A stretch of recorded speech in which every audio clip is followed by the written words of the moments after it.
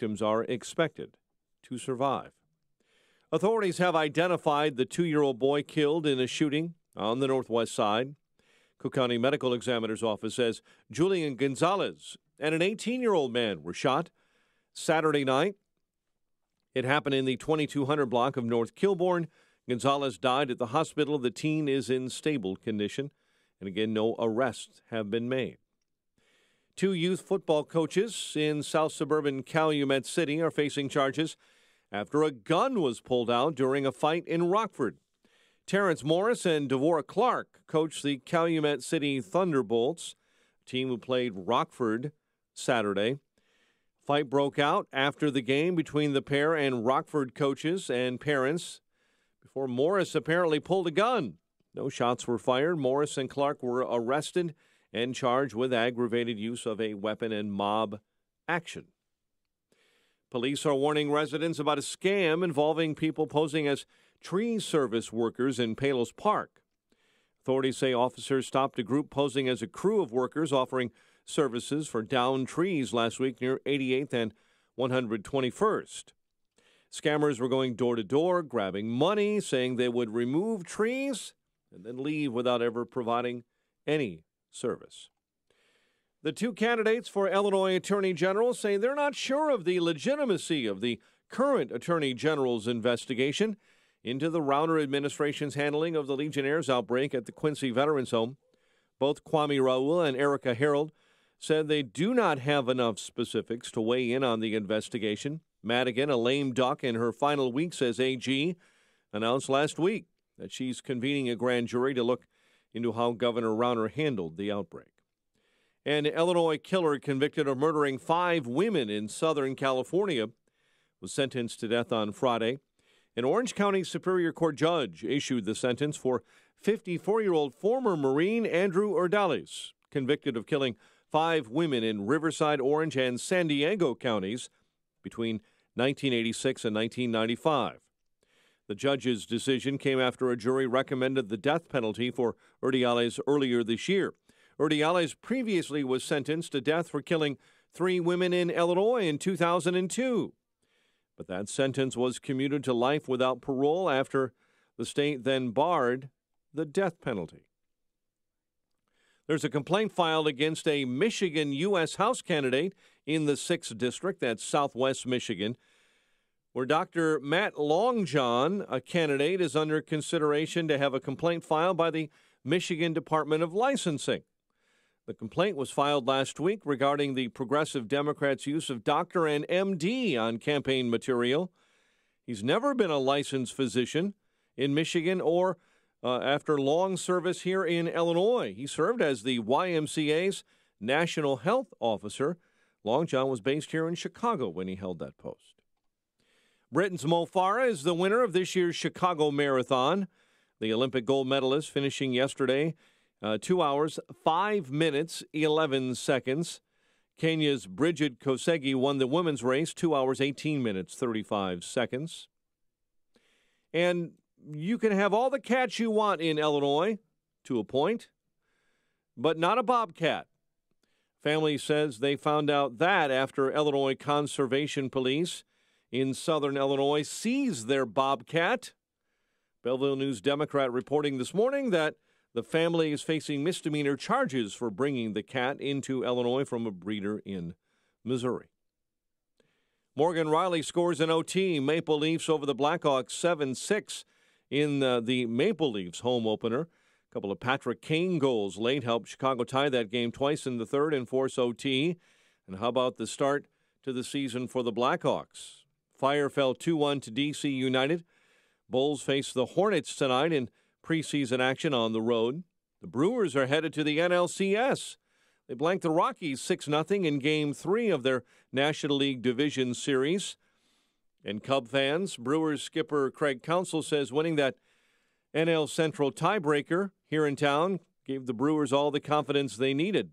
We went to Wrigley and won Game 163. I think, we really, the tone was set that this team had a chance to go out, to be a World Series team. The Braves are still alive as well after a 6-5 win over the Dodgers in Game 3 of their National League Division Series in Atlanta. The news service of Unbound.org. Right now, young people across the world face a tough choice: continue their dream of education or drop out to help their family put food on the table, help change their future in a single moment.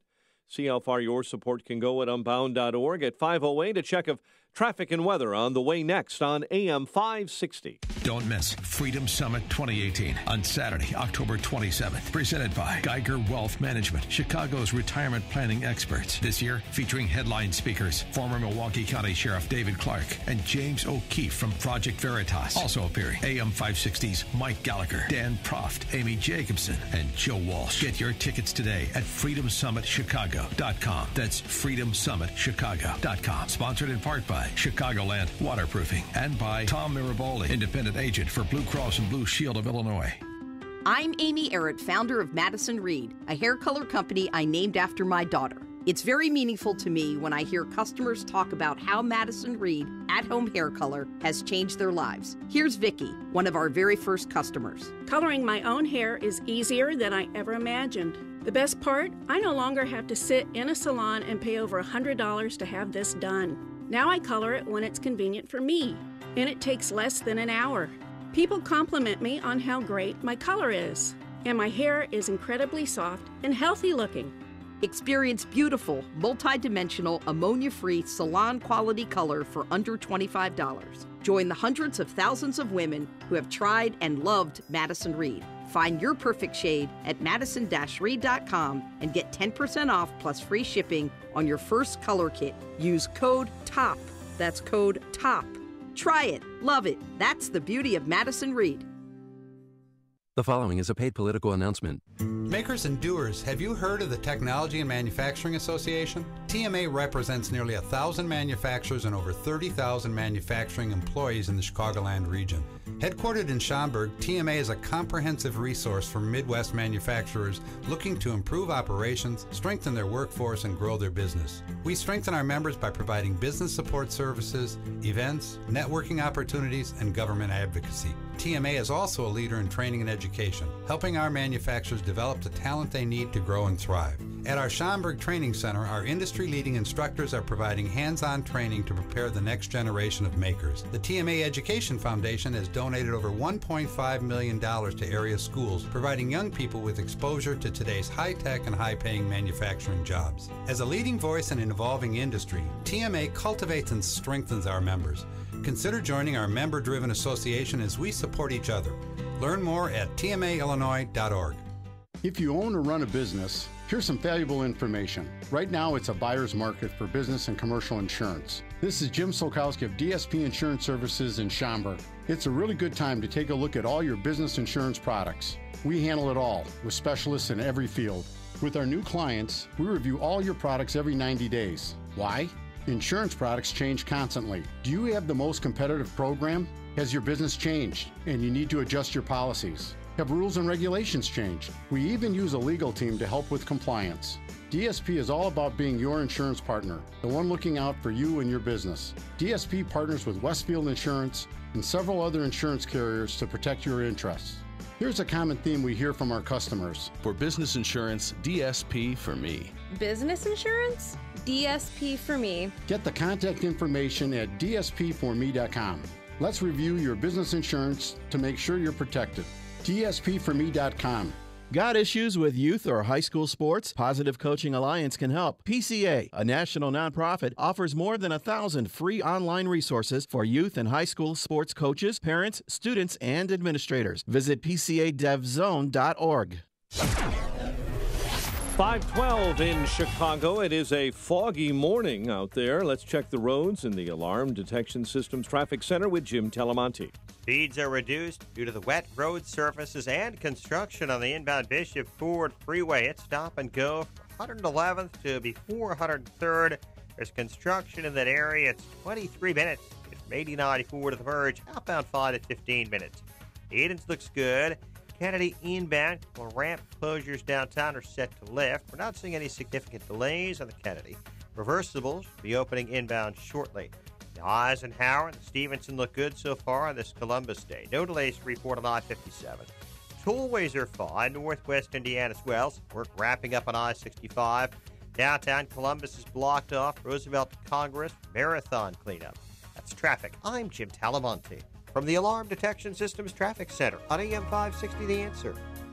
At 5:13 on AM 560, it's time for a dry basement and a healthy home. Time to call Permaseal, 800-421-SEAL, and time for Chicago's Morning Answer. It starts after your official Chicagoland weather forecast from the 1-hour heating and air conditioning weather center and meteorologist Kevin Snyder. Today, humid and warm with periods of sunshine, high 83. Mainly clear, warm and humid for the night, low 68. Still warm and humid tomorrow with clouds and sun. An afternoon shower or thunderstorm in the area, high 83. I'm Kevin Snyder on AM 560, The Answer. Fog and 64 at O'Hare, 64 along the lakefront. Your next news update is at 5:30. Chicago's Morning Answer with Dan and Amy starts now on AM 560, The Answer. Make sure to check out the Income Store live video stream of today's show right now at 560theanswer.com. This is Chicago's Morning Answer with Dan Proft and Amy Jacobson on AM 560, The Answer.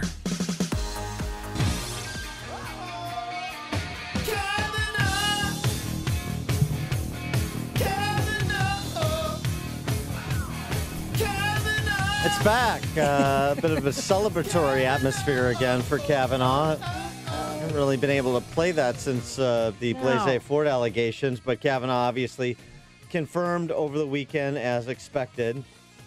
And so interesting reactions coming in from all quarters, as you would suspect. How about we start with the top guy? That would be the President of the United States. That would be Donald Trump, who was on...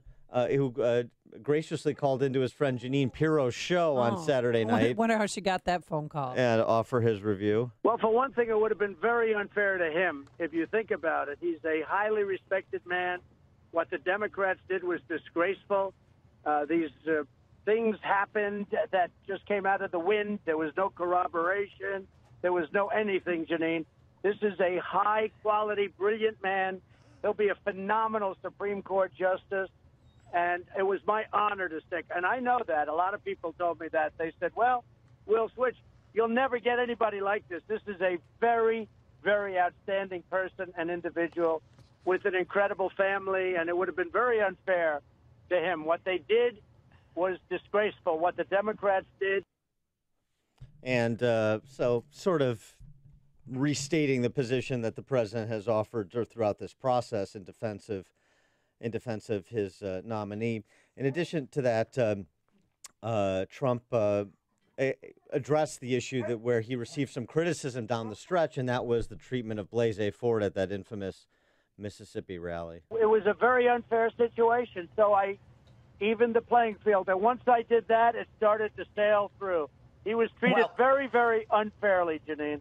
Oh, so he's claiming that because he made that comment at that rally, that's why things changed for Kavanaugh? Well, certainly he was flying in formation with what his friend Jeanine Pirro was saying. On Murkowski. Your dogs are barking. Your feet smell so bad that they are barking. Is it time for animal stories? Trump on Murkowski. I don't know what's going to happen to her. I thought it was a very, very sad vote. I thought it was very, frankly, disgraceful. And I appreciate that a Democrat, Joe Manchin, came and he voted in favor of Justice Kavanaugh, and that was a good thing. But that was very disappointing.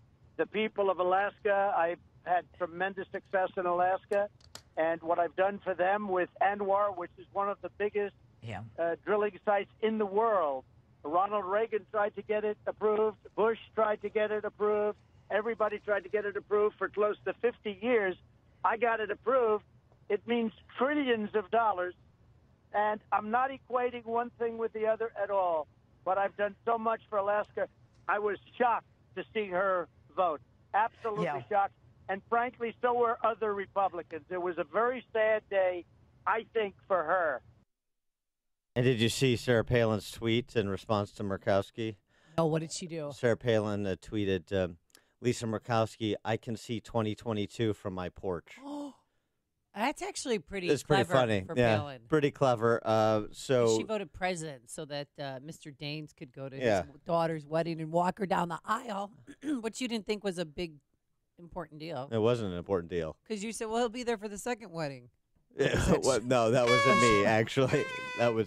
Don't put Sean from Elmwood Park's tweets on me. They're still married, by the way, just so you know. So right, that was her compromised position for her colleague.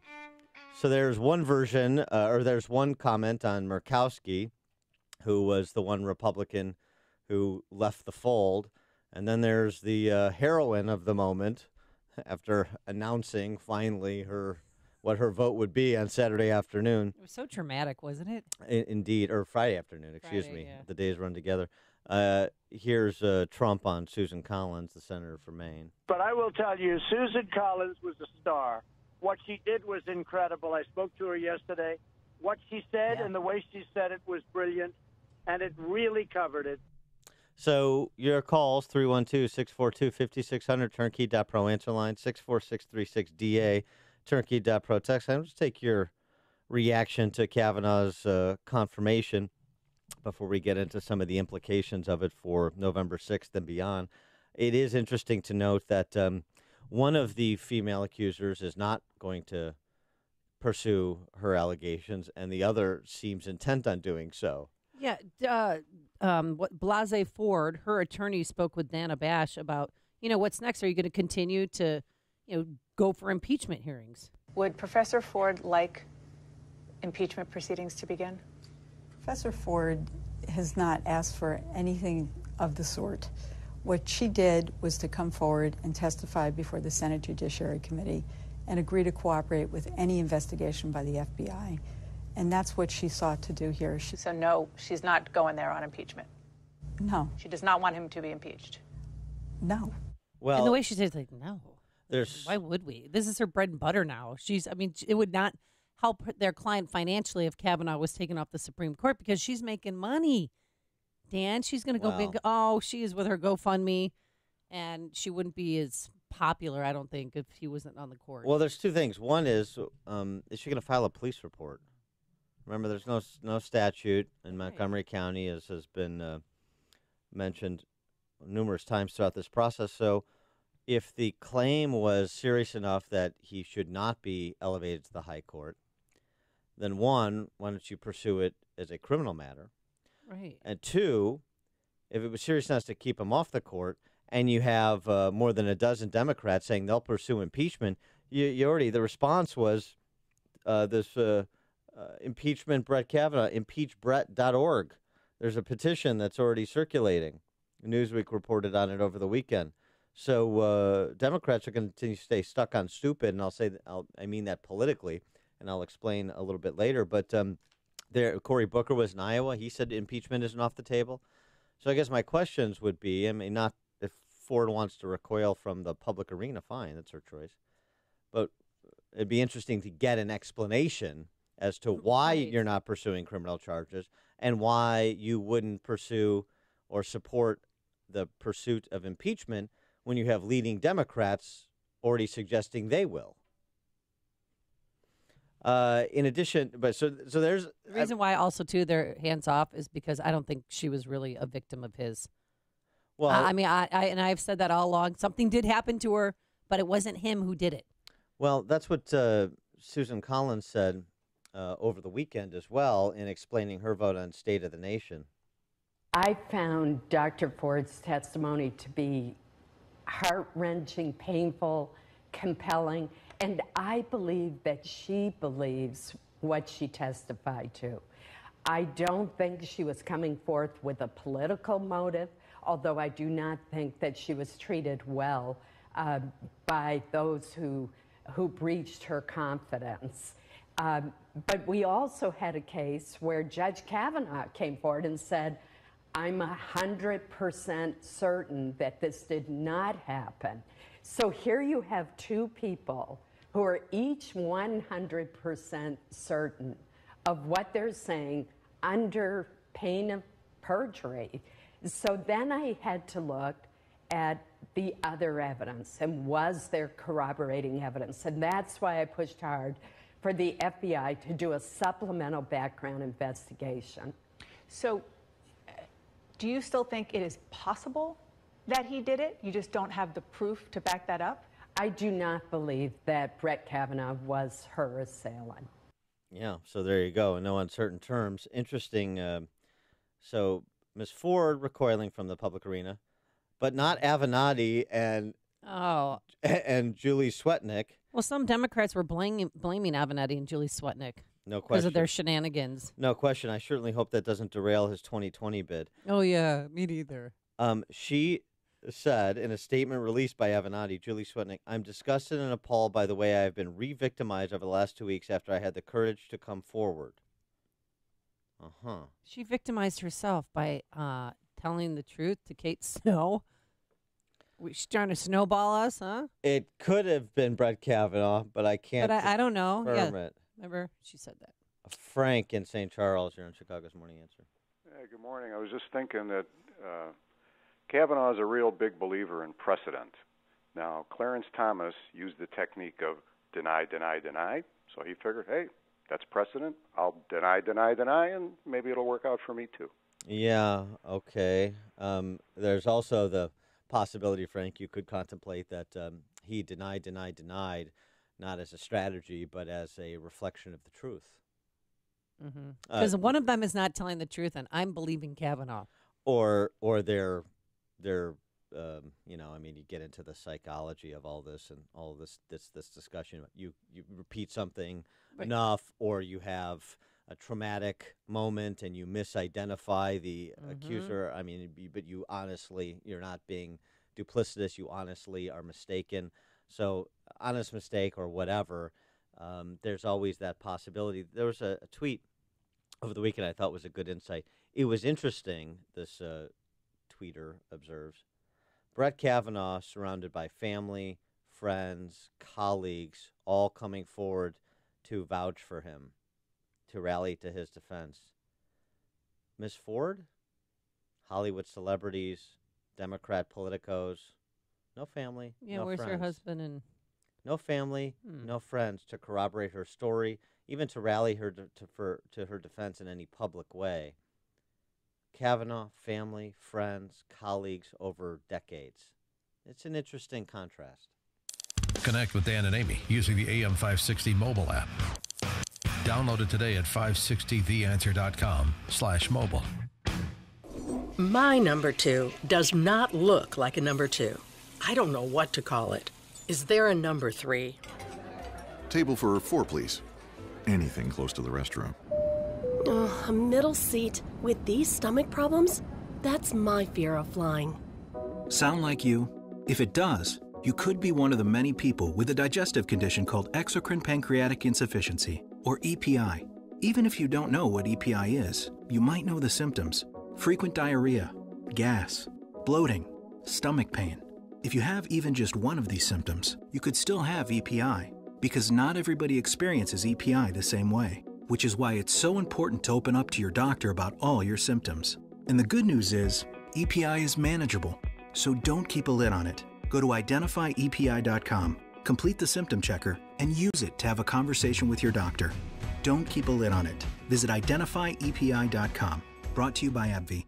Success happens with an affordable full-time IT staff from Turnkey IT. Listen to another happy customer. We're a doctor's office with a team of 2 doctors and 12 support staff in the northwest suburbs of Chicago, and we're one of the original all-in contracts with Turnkey IT. It's nice to never have to worry about our computer systems and concentrate on the practice. Turnkey started with replacing every piece of equipment, including all servers and PCs. Everything is warranted, and we don't even have to think about replacing hardware for the next 4 years. All this for one monthly payment that includes unlimited support, 24/7 monitoring, cloud backup, antivirus, and anti-ransomware. A truly turnkey support program. And it's all HIPAA compliant. Thanks for the peace of mind, Turnkey IT. Your business can have great success too, with a full-time IT staff starting at $7.95 a month from Turnkey IT. Leave the technical stuff to the pros so you can focus on the important things. Visit turnkey.pro today. Turnkey.pro. Hey, join the Heartland Institute and me on Friday, October 26th for the 34th anniversary benefit dinner at the Cotillion in Palatine. I will be your MC, and the featured speaker will be Judge Andrew Napolitano from the Fox News Channel. Judge Napolitano is nationally known for watching and reporting on the government, and his no-holds-barred, hard-hitting commentary on government overreach and the abuse of our rights. Register today to reserve your VIP tickets or a whole table and meet Judge Napolitano. His important and unforgettable speech will be on the Constitution and human freedom. Also be there to help celebrate the lives of two people who have dedicated their lives to advancing liberty. Heartland Liberty Prize winners Joe Bast, the co-founder and former president of the Heartland Institute, and his wife Diane. Don't be held in contempt. Join the Heartland Institute and me, Judge Napolitano, on Friday, October 26th at the Cotillion in Palatine. For tickets or information, call 312-377-4000 or visit heartland.org. That's 312-377-4000 or heartland.org. I'll see you there. AM 560, The Answer. Some other reactions. I mean, women, ladies, you really want to cast your lot with Linda Sarsour and the P-Hat Posse? Did you see what the statement they released about Susan Collins? Susan Collins is the mother and grandmother of white women in America who gave us a Trump presidency, the 53%. She's a disgrace, and her legacy will be that she was a traitor to women in marginalized communities. Behold the quiet grace and dignity and tolerance of the left. It's really quite something, isn't it? By the way, the call that Trump made on Saturday night to Jeanine Pirro, Judge Pirro. Not the only call he made, apparently. UFC 42,015 also happened this weekend on Saturday night. Yeah. Did you see that? The one in, you're talking about the one in Vegas? Yeah. Where the fight started after the fight? Yeah. Or during the fight? Bit of a melee after the Conor McGregor fight, after he was defeated. But Derek Lewis wins a comeback knockout in his fight. And then you had the post-fight interview with Joe Rogan, which started off colorfully and then became quite revealing. I'm here with the winner, Derek Lewis. Derek, why'd you take your pants off? My balls was hot. It's a good reason. It's a good reason to take your pants off. Did he say my He said my balls were hot. Were hot? Yeah, that's why he took his pants off. Oh, my goodness. Yeah. All right, Derek, please put your pants back on now. We have to continue the interview. And then what inspired Derek Lewis to his comeback victory? And you were looking for that big haymaker all night. You found it in the last minute of the fight.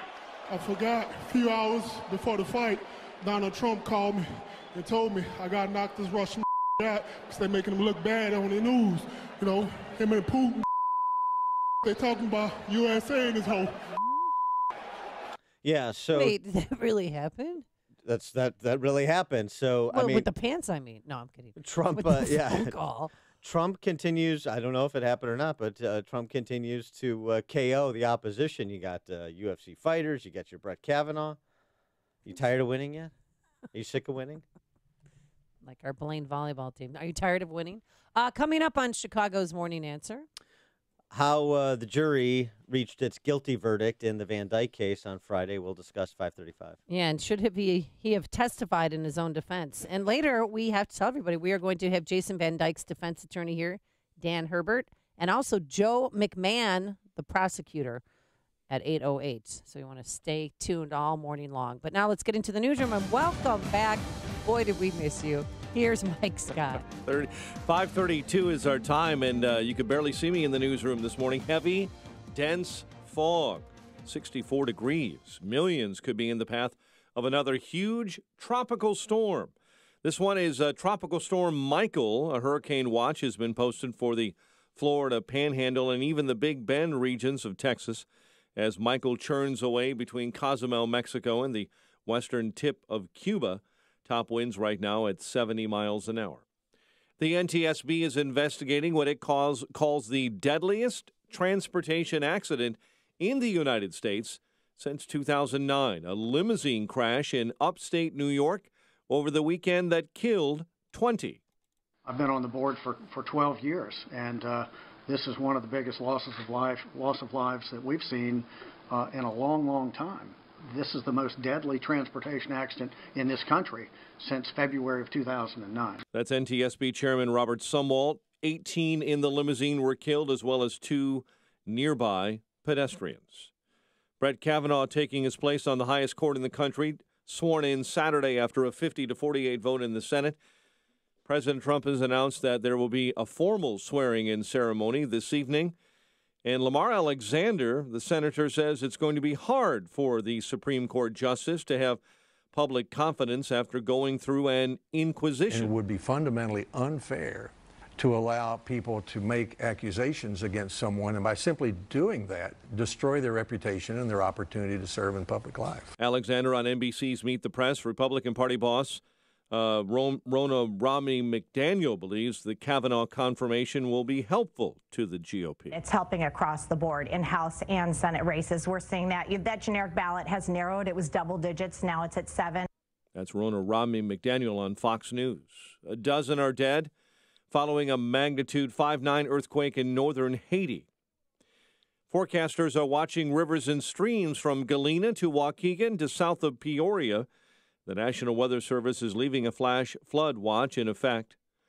Family and friends are mourning after a Chicago high school student was shot and killed over the weekend on the south side. Of vigil held last night for James Garrett at the scene where the teen was gunned down.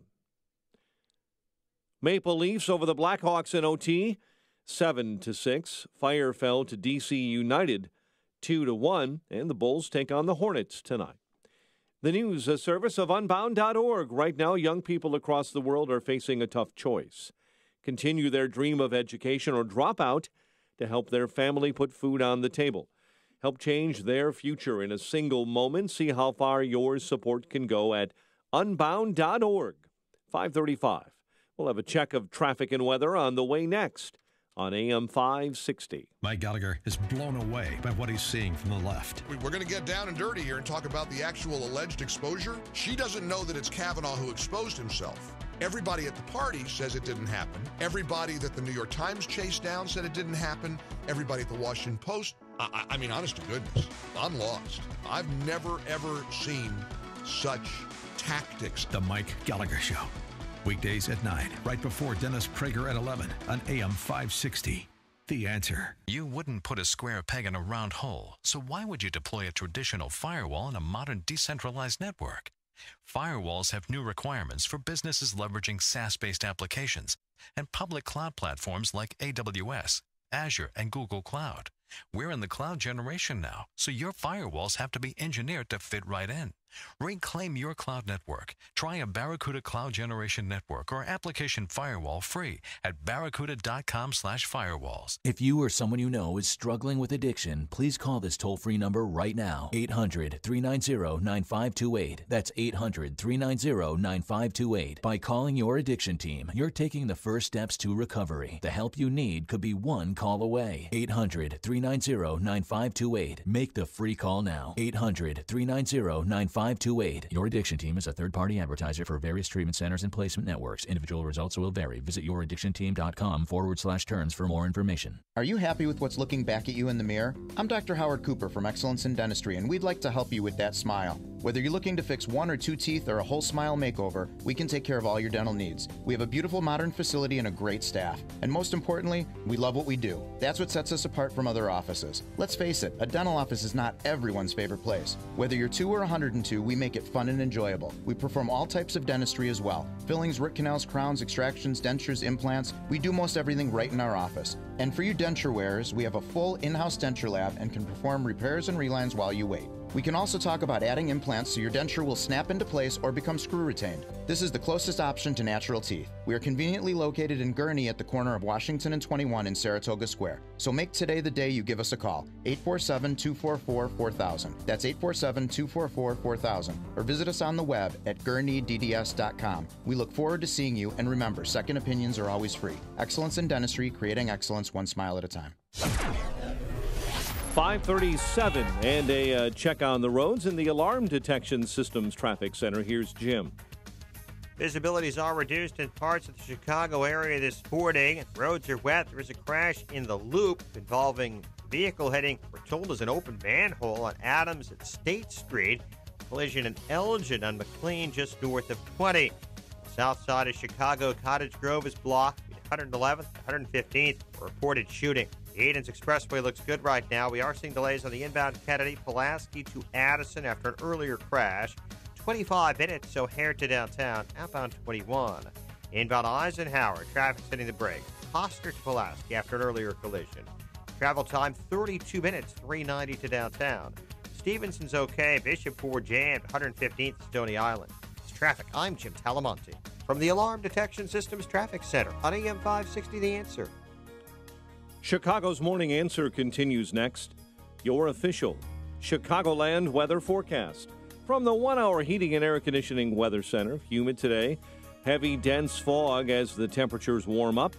We'll have sunshine later in the day and a high of 83. Clear, warm, and humid overnight, low 68. Currently 64. Next news at 6. Chicago's Morning Answer with Dan and Amy continues next on AM 560, The Answer. This hourly segment is brought to you by the lawyers of Kelleher and Buckley. Targeted legal advice for your business. KelleherandBuckley.com. See Heather McDonald, James O'Keefe, and Sheriff David Clark at Freedom Summit 2018. Get your tickets at freedomsummitchicago.com. Good morning, Dan and Amy. Get your reactions to the Van Dyke verdict on Friday. Friday, busy day. Saturday, busier day. 312-642-5600, turnkey.pro answer line. 64636DA, turnkey.pro text line. I don't know if Saturday was a busy day because everything was canceled. Homecoming football games, homecoming dances, pep rallies. And I texted you right away because Peyton was all dressed up and nowhere to go Friday night. They canceled. No football games. No football games, no homecoming dances, but they knew what the verdict was. I mean, after they found out what the verdict was, I'm surprised that they canceled everything. Well, you still wanted to see what the reaction was, and thankfully the reaction was peaceful and largely celebratory, although not in all quarters. But it certainly was peaceful, and that was good. Jason Van Dyke being convicted of second-degree murder and all 16 counts of aggravated battery with a firearm. Do you want to hear it? His bail revoked, and he'll be sentenced in about a month or so. But obviously he's looking at perhaps as much as the rest of his natural life in prison, but certainly a long jail sentence.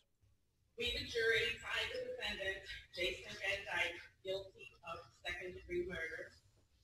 We, the jury, find the defendant, Jason Van Dyke, guilty of aggravated battery with a firearm, first shot. We, the jury, find the defendant. And went on 16 times. But then this happened. We, the jury, find the defendant, Jason Van Dyke, not guilty of official misconduct. So that means that he acted in accordance with what he learned as a police officer. Yeah, I mean, that was straight. Like he was found guilty on all those other charges, and then on that, not found guilty of police misconduct. Well, here's the thing. The interesting thing about that, 16 guilty verdicts on aggravated assault with a firearm. So as much has been made of the 16 shots, what the jury decided, and this seems to have been somewhat lost in the analysis, this is important. What the jury decided is that he should have never discharged his weapon. That one time was improper. That one time, if he would have killed Laquan McDonald with his first shot, he still would have been guilty of second-degree murder. So the 16 shots essentially just are piling on the one wrong judgment call according to the jury's verdict, and that shouldn't be lost. That's what they're saying. And this is what we'll talk with Van Dyke's defense attorney Dan Herbert about at 7:35, and then the special prosecutor in the case, Joe McMahon, at 8:08. By the way, just on McMahon. Yeah. For all of those Chicagoans celebrating, I haven't heard a lot of job well done, thank you to the key Republican in the case. Do they know he's Republican? Joe McMahon, the special prosecutor in the case, is the Kane County State's attorney. He's a Republican. I know Republican, Democrat doesn't matter, shouldn't matter. Well, I should say doesn't matter. I know Republican, Democrat shouldn't matter when it comes to carrying out your professional duties. I know it shouldn't matter when it comes to carrying out your duties in public office, but it does. That's what the electorate has said in this county and city and state. Well, I did listen to Laquan McDonald's great uncle. He had a press conference, and he did thank Joe McMahon. But he also said this, and if any of you black people know what it's like to get pulled over in King County, well, we weren't too sure about King County. That's what he said. Because I was listening to my car to his entire press conference and went, wow. Well, it's interesting. You know what? Okay. You know what? At least that's honest. Yeah. At least it's honest to say, you know what? We have a bias against white suburbanite Republicans. That's what he's essentially saying. But hey, this white Republican suburbanite who's a Kane County prosecutor surprised us, and he did his job. So maybe one of the positive things that can come out of the Van Dyke trial is a little bit less of belief in the leftist demagoguery about all white people are this, or all Republicans are that, and all black people are this, and all Democrats are that. Do you find it tiresome? You should. Well, 3 of the jurors sat down with reporters, didn't give their names. And there one common theme I kept hearing from the jurors, and then later other jurors came that just audio-only interviews, that he should not have testified in his own defense. Right, same. I didn't think he should have testified because he kept going from one question, and he would answer this question, then he would go back, and then he act like he didn't remember. He only remembered what he wanted to. It felt like it was a rehearsed situation, and I didn't quite trust that. Yeah, it was really interesting. Another key takeaway, as powerful as the video is, and that certainly was a central piece of evidence. But it's important to note as well that the jury did not find Van Dyke credible as a witness. No. So, he shouldn't have testified. I mean, it's a bit of a catch-22. If he doesn't testify, then the video is the thing that's indelible, right? And if he does testify and he's not credible, then it just sort of confirms your impression about the video. And that's essentially what the jury said. It seemed very rehearsed. It seemed kind of like he was finally giving the play after what they've been rehearsing with him for weeks. And personally, even though we're right here, I felt him staring at us, tried to win our sympathy in a way, I guess. And I think we all kind of felt the same way, even with that. Like when we're still sitting here, we felt the same way by all looking at each other and writing stuff down at the same time, that we just didn't buy it. Here's what Joe McMahon had to say, the special prosecutor in the case from Kane County. Today, our justice system fulfilled its obligation of justice for all. Take your calls, 312-642-5600, turnkey.pro answer line, 64636-DA, turnkey.pro text line. One person the defense brought forward that they weren't too pleased was with their medical examiner who did an independent investigation, and they said that she was standoffish. They did not like her at all. Philip. The coroner, the medical examiner, her. And why? Because she broke down every bullet, what it did, how it went in, which way it went in, how it came out. Or did it come out? There was another pathologist the defense put on the stand. What did you make of her? Really didn't care for her. I thought she was kind of cocky. She didn't listen. She wanted to overtalk people. Philip in Blue Island, you're on Chicago's Morning Answer. I'm kind of sitting there thinking how sad it is. Actually, he probably, Van Dyke probably shouldn't have just been on the force that night. Nobody else shot. And I think that had he not even been out there that night, none of this would have happened. But it's kind of indicative, listening to some of his testimony, how he probably should have not even been on the police force, because he just didn't seem like the right material for mentally and physically and other things to be in such a stressful position. But I'm just going to break it down that I don't think he should have been on the force. He shouldn't have been on the street that night. Just nobody else shot. Yeah. And it's just sad that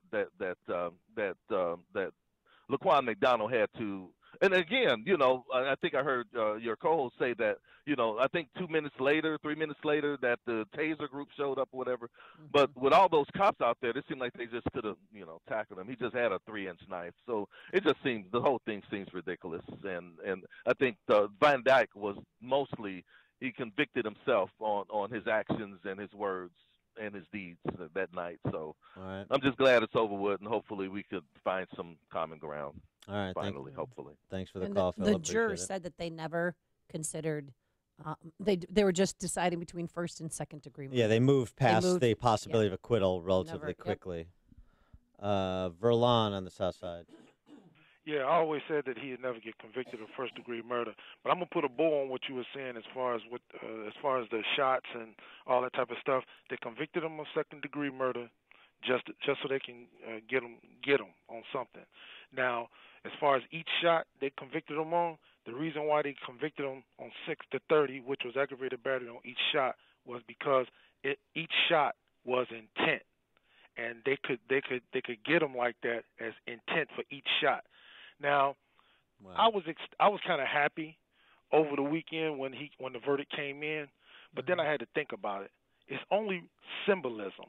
Honestly, it's only a bunch of symbolism, because when you sit back and really put your mind to it, one young man lost his life, another man is about to lose his life to time. And then next year at this same time, it won't even be thought of. It'll be a footnote in history. So what did it really do for us? Nothing. It was just a tragic storm that happened that night. I'm not going to repeat what Phil said as far as him not being fit to be on the force. It was just a bad night, and his judgment wasn't there. But as far as him being a good cop, I mean, I haven't heard anything bad about him being a good cop. But the moral to the story is 2 people just lost their lives on a bad night.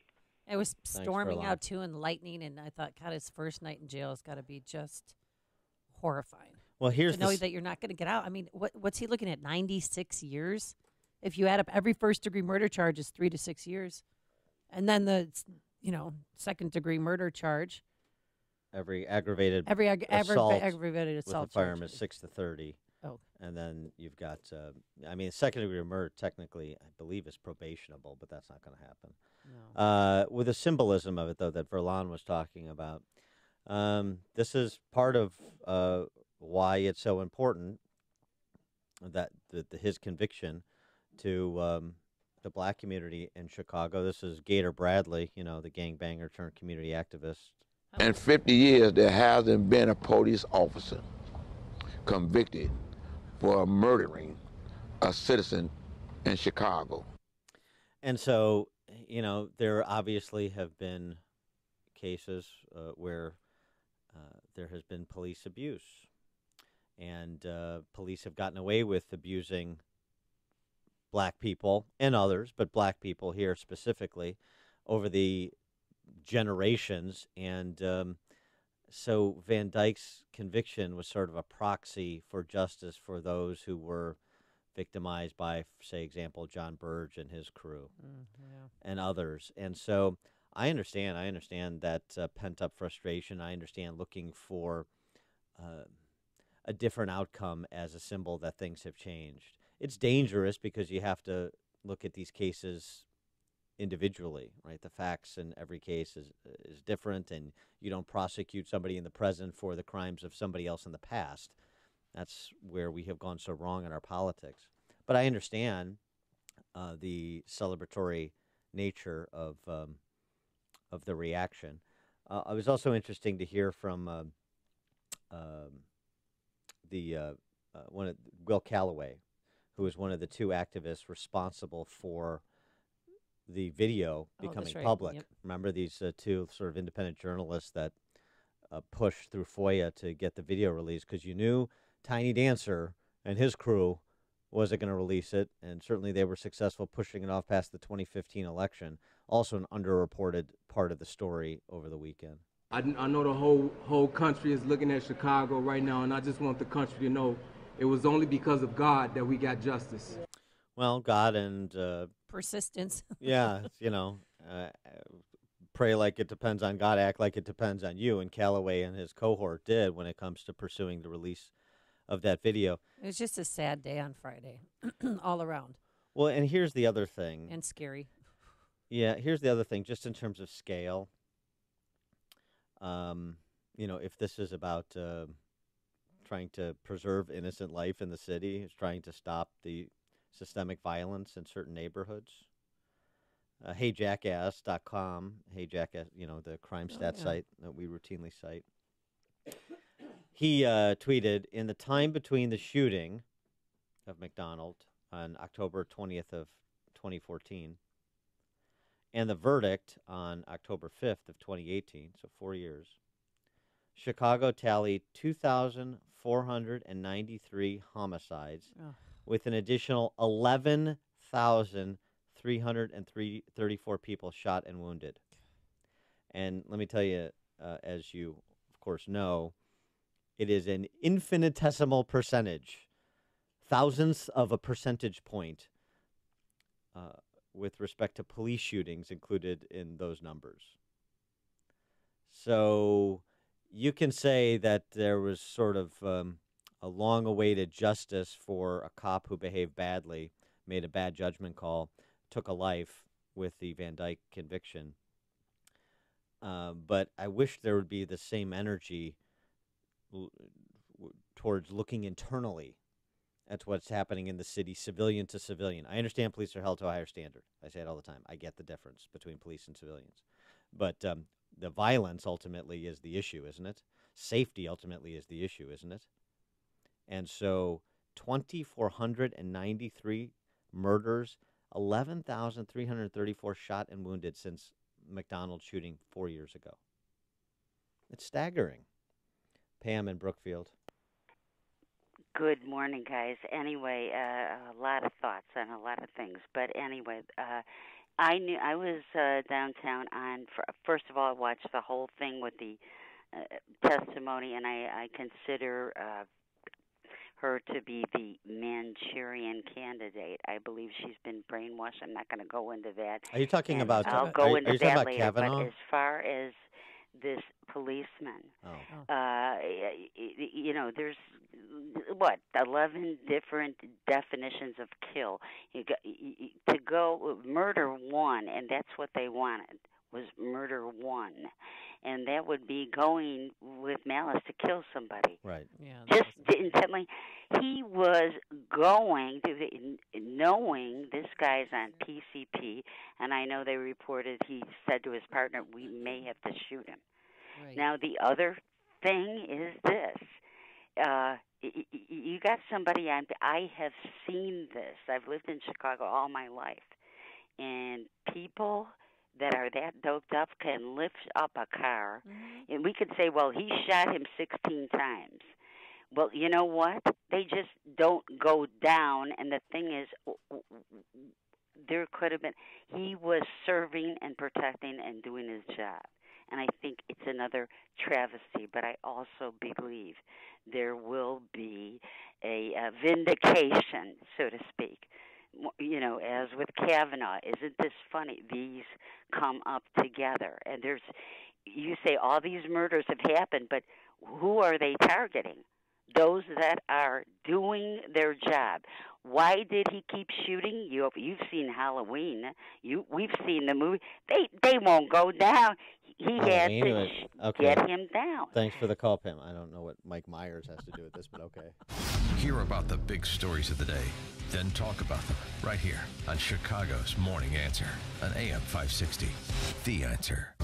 A great smile can make you feel happy and confident. So when you consciously conserve your teeth, that glowing smile will show through. At Best Dental Group, Doctors Economos, Gavalis, Joshi, and their staff are ready to help you create that perfect look or maintain the one you have now. Along with general dentistry, Best Dental Group is a multidisciplined practice with an orthodontist, periodontist, and prosthetic specialists on site. They use the newest breakthroughs in dental technology, such as titanium implants, Invisalign clear braces, and laser treatments. Don't let fear get in the way. They can recommend sedation to make your experience as comfortable as possible. Best Dental Group is located in historic downtown Bartlett and is a multilingual office. Call 630-830-4930. That's 630-830-4930. Or visit bestdental.org. Best Dental Group, sharing your conservative values and helping you to conserve your teeth. This is Dan Proft with 60 Seconds of Sanity for Upstream-Ideas.com. Thank you, Senators Pagliacci, Schumer, Quarters, White House, T-Bone Booker, Missing in Action Blumenthal, Hango High, Hirano, Clammy Coons, Methuselah Feinstein, Kamalo the Congenial, and of course, Sack of Durbin. You've provided much-needed clarity. We now know the left's definition of being mean. It's not mean to attack a GOP senator on his front lawn and put him in the hospital. It's not mean to berate conservatives in restaurants, in front of elevators, and in other public places. It's not mean to call a conservative judge a rapist without basis, and to lampoon the pre-adolescent child of said judge in a political cartoon. It is mean to challenge the credibility of a woman who has made an allegation, regardless of evidentiary support. We now know the left's definition of justice also. A conservative white Christian man is not to defend himself against an allegation made by a woman. A conservative white Christian man should not be afforded the presumption of innocence, the legal standard and cultural norm of a free society. Only liberal judges like Ruth Bader Ginsburg can make partisan statements, labeling Trump a faker, calling on him to release his tax returns, and maintain their impartiality. This has been immensely helpful, Senators. You've given Americans a lot to think about in advance of November 6th. With the recent rains and wet weather, Permaseal is working very hard to help every homeowner in Chicagoland and Northwest Indiana area. But we need your help. Hi, I'm Roy Spencer, president of Permaseal Basement Systems. We're hiring in all departments, especially sales, customer service, and installation. We're looking for people with a great work ethic, who have ambition, a positive attitude, want to learn new skills, and have a desire to make the world a better place. Sound like you? Then go to permaseal.net/careers to apply today. No experience needed. We will teach you to become an expert in waterproofing and foundation repairs. Even if you're not presently looking for another job, I'd encourage you to consider working for Permaseal.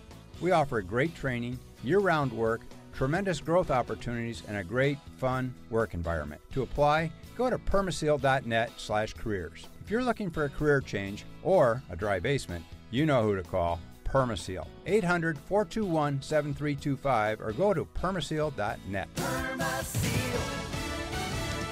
It left a bitter taste in their mouth. I'm Chris Foster, Fox News. But the top Senate Republican says lawmakers will get over the fight for Brett Kavanaugh's Supreme Court nomination. Fox's Rachel Sutherland's live now in D.C. Chris, Majority Leader Mitch McConnell says a Kavanaugh confirmation battle did not break the Senate, telling Fox News Sunday. Well, nothing is irreparably damaged. This has been a nasty process. Some Democrats are already talking about trying to impeach Justice Kavanaugh if they regain control after the midterms. But Senator Mazie Hirono told ABC's This Week she's focused on the here and now. I'm focused like a laser beam on the elections. Justice Kavanaugh was officially sworn in Saturday night. A ceremonial swearing in will be held this evening with President Trump. Chris. Rachel, thanks. Tropical storm Michael is getting stronger over the Caribbean, heading toward Florida. The latest forecast for Michael has it moving generally northward and then maybe northeastward as it heads up into the north central or northeastern Gulf of Mexico, and then likely moving inland late Wednesday night time periods is the current thinking as a hurricane. In fact, we think Michael has an opportunity to strengthen quite significantly. John Cangelosi with the National Hurricane Center there. There's a federal investigation into a limousine crash Saturday at a T intersection in Schoharie, New York. 20 people died, 18 in the limo, everybody there on their way to a birthday party, and 2 pedestrians in a parking lot were killed as well. Another successful commercial space launch. A SpaceX Falcon 9 rocket successfully launching an Argentinian Earth observation satellite into orbit Sunday night. 1, 0, ignition, liftoff. That launch from California's Vandenberg Air Force Base, followed by the rocket's previously flown first stage, flipping around and returning to Vandenberg, landing just a few hundred yards from the rocket's launch stand. That marking SpaceX's first West Coast landing. That's Paul Stevens, and this is Fox News.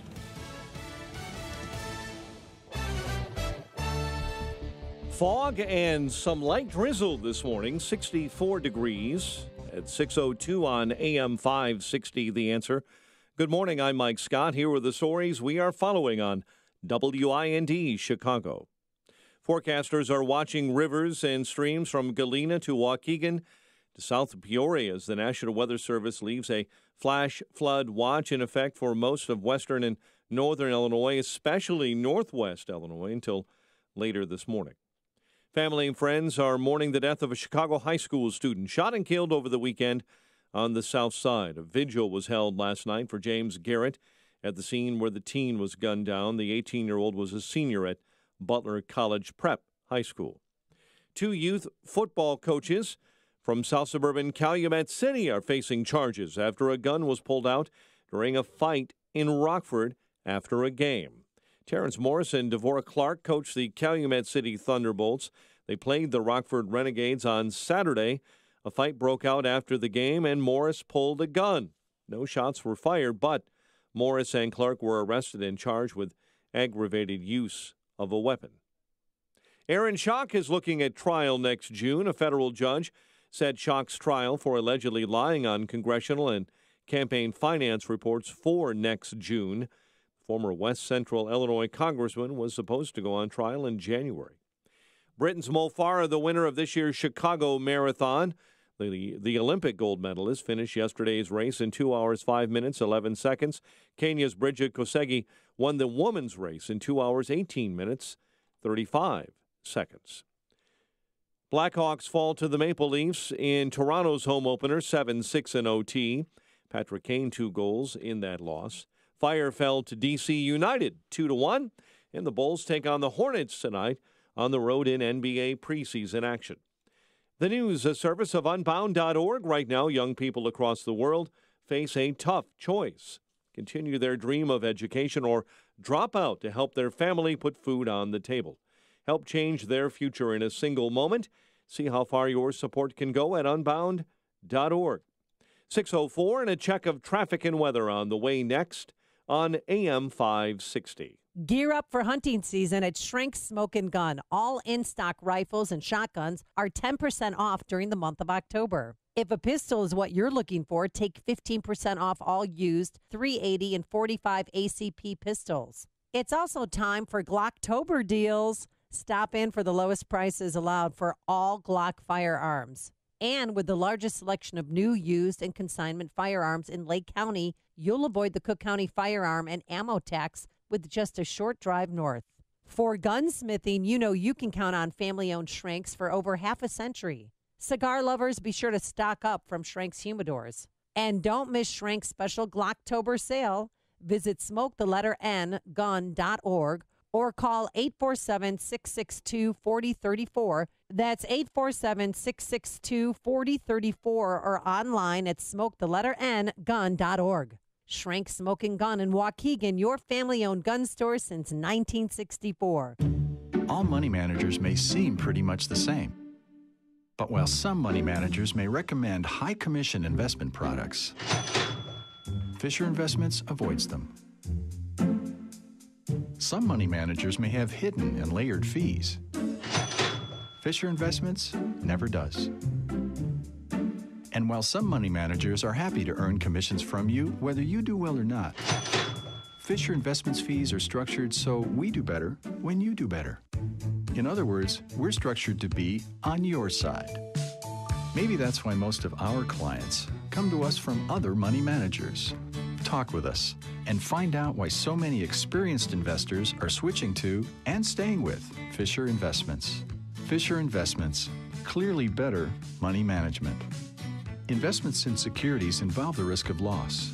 Visit us at FisherInvestments.com to find out what we can do for you. The following is a paid political announcement. Senator Joe Donnelly has some strong words for companies that outsource jobs. Here's what Donnelly said. It's wrong. It's unpatriotic. It's shameful. And it's un-American. That's why it's so shocking that Donnelly's own family business got caught outsourcing jobs to Mexico. According to job postings, the Mexican factory where the Donnelly's business outsourced jobs paid employees just $3 per hour. As for Donnelly, he pocketed up to $80,000. That's on top of his $174,000 Senate salary, almost 3 times what the average Hoosier family earns. American jobs shipped to Mexico while Donnelly personally profits. It's shameful and it's un-American. You're right, Joe. It is shameful, and it's time for Mexico Joe Donnelly to lose his job. Senate Leadership Fund paid for and is responsible for the content of this advertising. Not authorized by any candidate or candidates committee. www.senateleadershipfund.org. What is future you doing right now? You could be working for UPS as a part-time package handler, now hiring in Hodgkins. Plus, receive tuition assistance from the UPS Earn and Learn program. Apply now at upsjobs.com.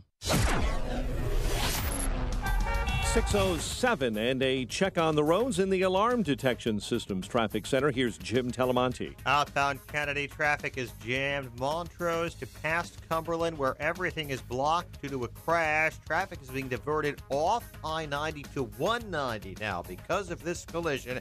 The traffic is very heavy. Allow plenty of extra time. You're headed to O'Hare. Again, the Kennedy is closed right now in that area. Inbound Kennedy, heavy from 190 to Cumberland. It's 25 minutes O'Hare to downtown. On Eisenhower, delays from Mannheim to Harlem. 35 minutes, 390 to downtown. Stevenson, 45 minutes, 355 to the drive. Ryan, 22 minutes, 95th to downtown. Bishop, 27 minutes, 8094 to the verge. Northbound Tri-State heavy, 87th, 83rd Street toll after the Reagan toll to Balmoral. It's traffic. I'm Jim Talamonte.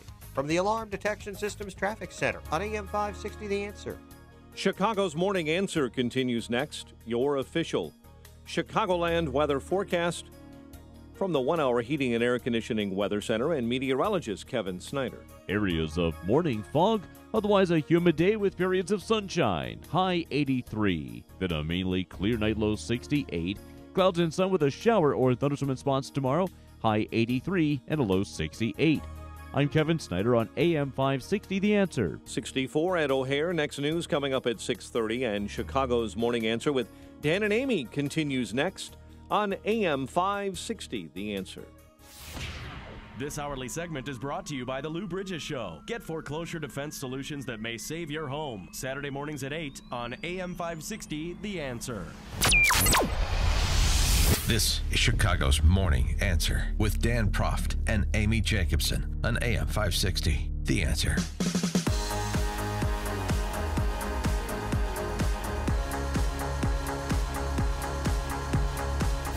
Top of the morning, Dan and Amy. So the question after Kavanaugh's confirmation this weekend, did the Democrats' conduct turn their blue wave into a red riptide? 312-642-5600, turnkey.pro answer line, 64636DA, turnkey.pro text line. The landscape is changing quickly, and you see it in the survey results. You see that in the polling, in these races. I'm seeing it, in my private life. I'm involved in state legislative races, Illinois political races. I'm seeing it redound to the local level for state and statewide races. There has been a significant move in the direction of Republicans, in part because the enthusiasm gap has narrowed dramatically. And it's narrowed dramatically, I think, in part because of what Mitch McConnell said over the weekend after Kavanaugh's confirmation. We stood up for the presumption of innocence. We refused to be intimidated by the mob of people that were coming after Republican members at their homes, in the halls. This was about treating someone fairly. This was about evidence being relevant, not about unsubstantiated charges. The tactics that have been employed both by Judiciary Committee Democratic senators and by the virtual mob that's assaulted all of us in the course of this process has turned our base on fire. I think it has turned the base on fire, and it's turned a lot of people who are reasonable and have some sense of fair play in the middle, has turned them off of Democrats. 312-642-5600, turnkey.pro answer line, 64636DA, turnkey.pro text line. Are you more motivated to vote now after the last 2 weeks of, Kavanaugh cavalcade? I'm all in. I think that this might help. Obviously, somebody like Congressman Peter Roscom from some Republicans are thinking, I'll sit out the midterms, or I'm busy. They're not busy anymore. They're going to be busy voting on Election Day. Or because we're 30 days away? Even if they say, I don't particularly care for Trump's communication style, they're saying, well, wait a second.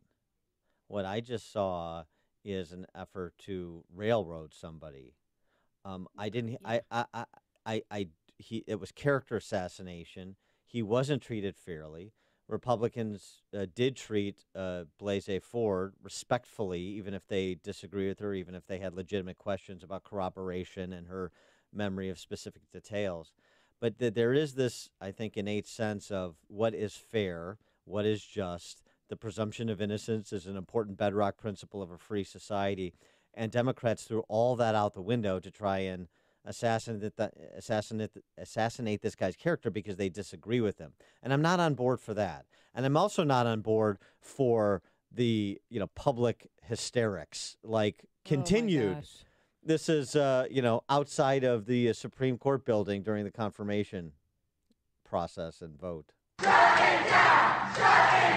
Banging on the doors. Shut it down. Shut it down. But the thing is that people don't protest on the Supreme Court steps. That is sacred land. You don't. No, you can. You're not supposed to be there. It's how you protest.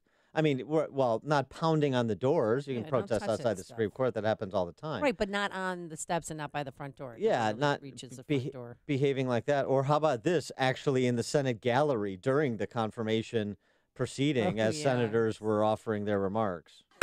Mike Pence presiding. Sergeant at Arms will restore order in the gallery.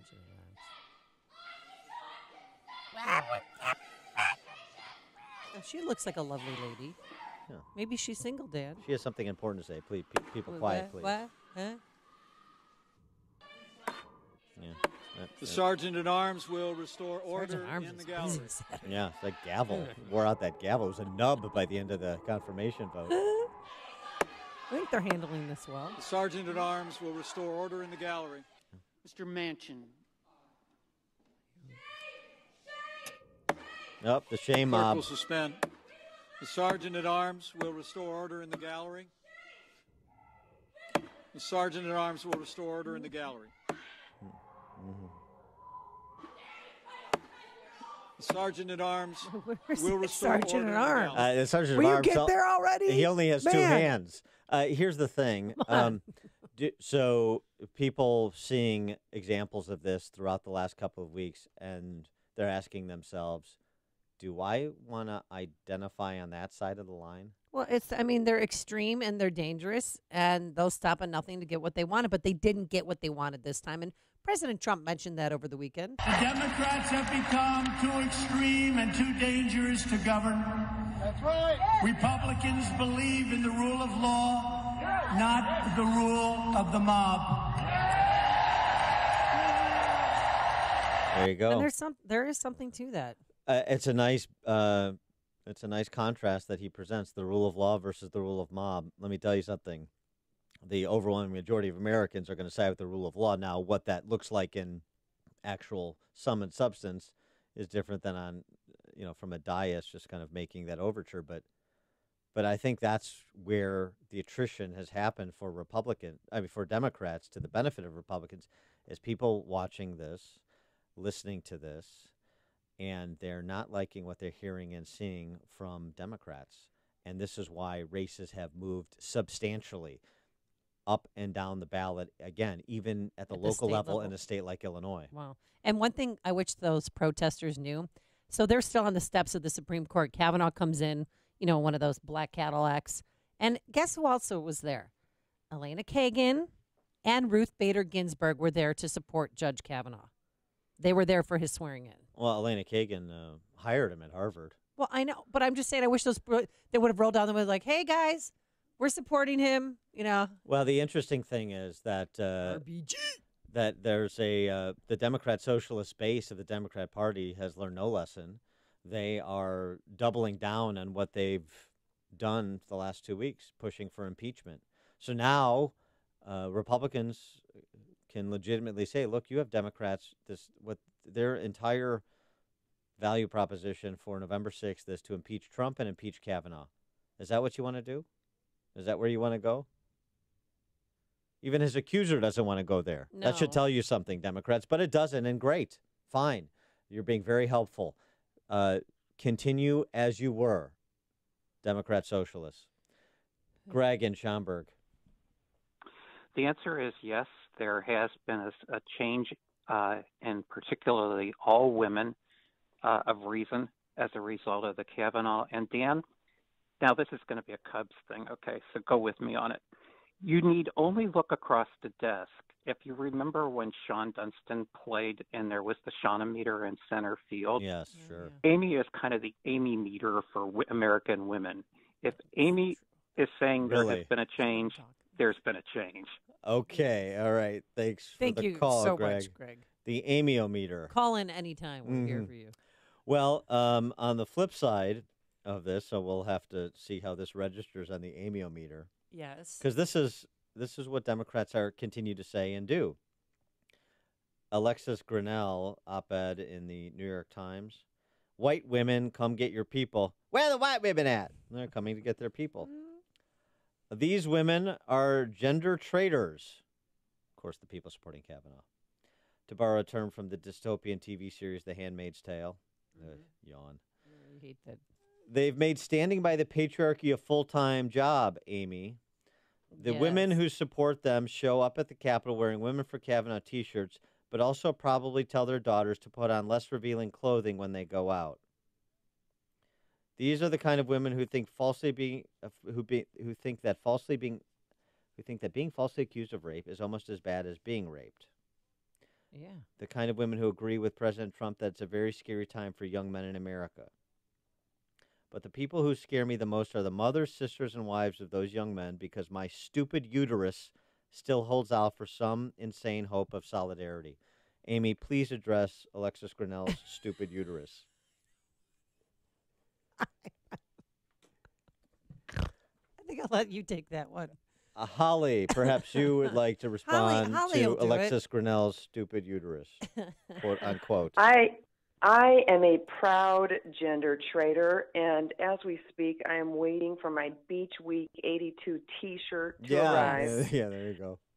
I like to say, I have so many things to say about this, but I realize that this is your show. But I think that the left is being owned. I think if you think back 2 years ago, we were staring at a Hillary Clinton presidency. Judge Kavanaugh was saying, I'm going to be on the appellate court for at least 4, maybe 8 more years before I have a chance at this. And look where we are now. And I think we can thank 2 people for this. Number one, of course, Trump and his backbone to withstand this onslaught. But 2, John McCain for dying at exactly the right time to unleash Lindsey Graham, and Susan Collins and these people who were terrified of supporting Trump in light of John McCain's wrath of Trump. So I think that all this boils down to just a perfect series of events. And I'm going to add a proud gender traitor to my Twitter name, I think, because that's what I am. There you go. Thanks for the call. I would say a man who deserves a lot of credit for this is Lindsey Graham. Well, go up a step. It's the man you heard from at the outset of this segment, Mitch McConnell. Yep. Senate leadership matters. Leadership matters generally. You can have all the backbenchers you want. It's never going to be uniform, particularly in the Republican Party where you have more independent thought and independent actors. Mitch McConnell's leadership is what drove this. Make no mistake about it. So criticize Cocaine Mitch and the China people all you want. It's China family. Mitch McConnell deserves a lot of credit for shepherding the Kavanaugh confirmation through the United States Senate. There's just no 2 ways about it. It's news, opinion, insight. This is Chicago's Morning Answer on AM 560. The Answer.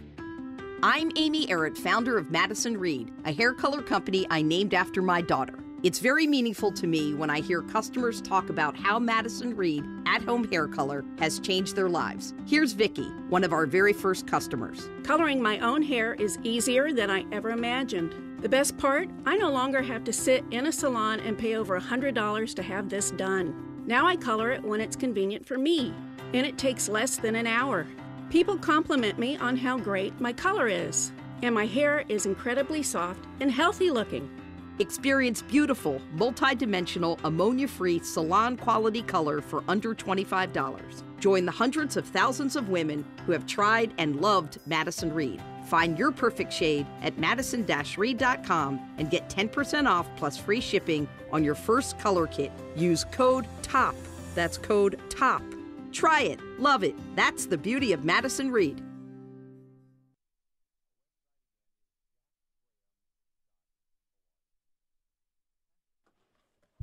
Hey, you ready for this?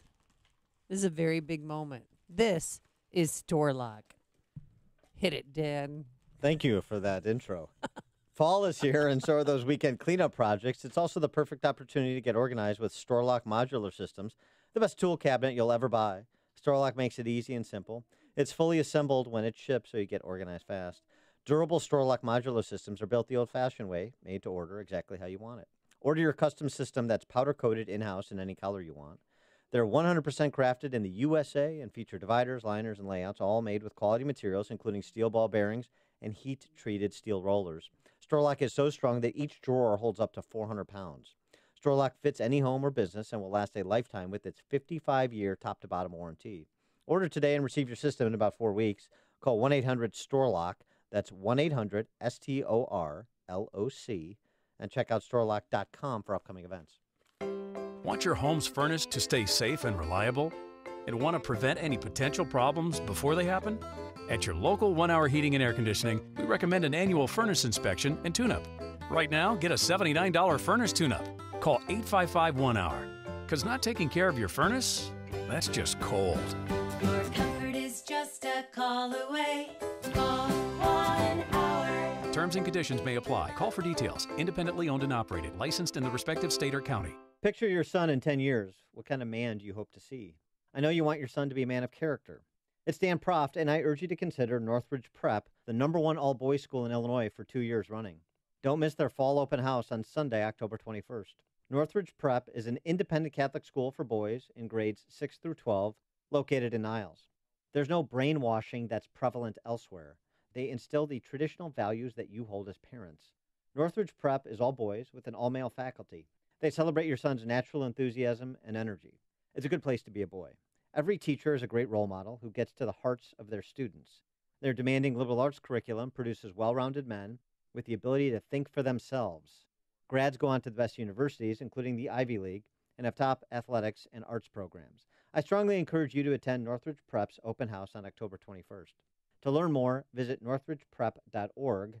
That's northridgeprep.org. Hey guys, Ken here from the award-winning podcast Today's Growth. If you had to choose sides, which camp would you rather be in? Would you rather have time and no money, or money and no time? Did you know that 95% of U.S. adults by choice have settled into these categories? Much more interesting is that 1 out of 20 people have built their life around achieving simultaneous control of both time and money. What choices did these 5% make that the others didn't? My friends at Income Store have shown both households and businesses how to build second, third, and even fourth revenue streams for the express purpose of gaining control of time. When it comes to helping folks create their next revenue model, both Forbes and Inc. recommend Income Store as a can't miss. Could your household or business use an additional revenue model that doesn't solely depend on you? If so, you need to check out IncomeStore.com. That's IncomeStore.com. To experience relief from muscle cramps in your legs and feet, use TheraWorks Relief. This non-greasy foam is proven to relieve muscle cramps fast and reduce muscle soreness. TheraWorks Relief can also prevent muscle cramps before they start, so you can get a full night's sleep without having to worry about muscle cramps. TheraWorks Relief only takes minutes to apply, absorbs quickly, and it works. TheraWorks Relief is a life-changing product, and you don't even need a prescription. Get TheraWorks Relief today in the pain relief aisle at Walmart, CVS, Rite Aid, and Walgreens pharmacies, or TheraWorksRelief.com. Did you know that studies have shown that we need over 10 servings of fruits and veggies every single day? If you're like me, it's hard to find the time and money to prepare and eat all of those fruits and vegetables. Who can do that? Yet we know that proper nutrition can prevent health problems, give us energy, and help us heal faster. Balance of Nature has spent over 20 years researching and delivering solutions to this problem. We can ensure that you consume over 30 different fruits and veggies every single day. Our capsules are filled with 100% real whole foods. There isn't a single thing added to Balance of Nature products. They're pure. We spent an incredible amount of time on the quality of our products. We do this for you. We do it for our own families. Give yourself a break and give your body what it needs. Call now to receive 35% off your first Balance of Nature order. Call 1-800-2468-751 or go online to balanceofnature.com. Use promo code Chicago. AM 560, The Answer. Dan and Amy, we're looking for somebody to respond to Alexis Grinnell's quote-unquote stupid uterus. That's how she describes it in her New York Times op-ed criticizing white women who supported Brett Kavanaugh. So the left is doubling down on everything you've seen for the last 2 weeks. So ladies, particularly you ladies in the wealthier, more educated suburbs, you sure that's where you want to cast your lot? Tara in Elgin, you're on Chicago's Morning Answer. Hey, good morning. I just wanted to say, first of all, that I am not more resolved to vote. I was going to vote no matter what. I was just probably quieter about it. Now when I see the Lindsey Graham walking on Facebook to the Saturday Night Live theme, where before I wouldn't have shared that, now I'm like, eat this, liberal. Okay. So that's probably the difference. But I don't vote with my uterus. I'm pretty offended that the identity politics has pared me down to just that. It's pretty demeaning. Yeah. I vote a little bit north of center. So yeah. Okay. Yeah. Thanks. Yeah. Oh, thanks for being a three-dimensional human being. We appreciate it. If only there were more. What is that supposed to mean? Since we have uteruses, we're only supposed to vote for women. We're only supposed to vote for Democrats, flaming liberals. Yes, basically. And that I'm stupid because I don't have a pea hat. That about sums it. Here's the other thing. It's funny as the left cannibalizes itself and minimizes and trust itself. me, they are doing that. Do you think there's any chance that a man, a cisgendered man, could be the Democrat nominee in 2020 in this environment? Oh, the days of the Democratic white males is done. Yeah, any That's man. not. Even to the extent that there are actual men that are still left in the Democrat Party. Well, Tim Kaine. Yeah. Yeah, that is. That went well. Honestly, that's it. I couldn't think of any white male Democrats. Tim Kaine is the most masculine Democrat the Democrats have to offer. There's a statement. Well, I like the used minivan and the mom jeans that he wears. Yeah. The mom khakis. Sure. You don't mind he's on the down low. Okay. Not a problem. And then everybody else is old, like Bernie Sanders. What, 95? He's up there. He's approaching 80. Yeah. Somebody else that is flirting with a run, as he does every 2 years. Is it Bloomberg? It is Michael Bloomberg. Oh, is it? Yeah. That silly little rascal. Yeah, and there's a good piece in The Atlantic about Michael Bloomberg. He's also, I think he's like 76, 78. Another spring chicken. And he's contributed a lot of money to local races. He's putting the woman running against Randy Hultgren. He's put $80 million into congressional races this year. Oh yeah, so that's been a real difference maker for Democrats. There's a good Atlantic piece on Bloomberg because it is indicative of the new scrutiny everybody's going to be under. And Michael Bloomberg has a history of sort of offhanded comments. There's been sexual harassment suits against Bloomberg employees and so forth, so that kind of corporate culture issues. He sort of kind of defended. He certainly didn't throw Charlie Rose under the bus. Sort of let the system decide. Kind of Pontius Pilate. Their internal investigation will come up with it's really interesting. So the likes of a Michael Bloomberg, other than his checkbook, the Democrat socialists aren't so interested in a Michael Bloomberg. It's really, really interesting how the landscape is changing and how small the Democrats' piece of turf is getting. Remember, at present, they are the super minority party in this country. Super minority. That's a fact. State level as well as federally. It's just that they're huge in Illinois. Exactly. You get outside this bubble, there's a country around us. Lynn in Glenview, you're on Chicago's Morning Answer. Good morning. What are the chances that lady that's voting with her uterus is voting for one Republican woman? Slim and none, and Slim left town. Thanks for the call, Lynn. There's always Elizabeth Ward. Oof. She's got to get off that paint smock. Coming up on Chicago's Morning Answer. We'll talk jobs and something that really inflames the passions of the hoi polloi, monetary policy, with Jim Pethokoukis at 6:36. And later, we're going to relitigate the Laquan McDonald case, or the Jason Van Dyke murder trial. His defense attorney will be here, and the prosecutor, Joe McMahon, will be here following him. But first, let's get into the newsroom. Here is Mike Scott. We have fog and some light rain showers crossing the area, mostly to the north and west. 65 degrees. Police in the NTSB are investigating a horrific crash that left 20 dead in upstate New York. It happened Saturday afternoon near Albany, and last night, NTSB Chairman Robert Sumwalt arrived on the scene and talked where the investigation goes from here. Throughout the next few days, NTSB investigators will work on scene to thoroughly document the scene and to gather what we call the perishable evidence, the information that goes away with the passage of time. A limo carrying 18 blew through an intersection and struck 2 in a parking lot.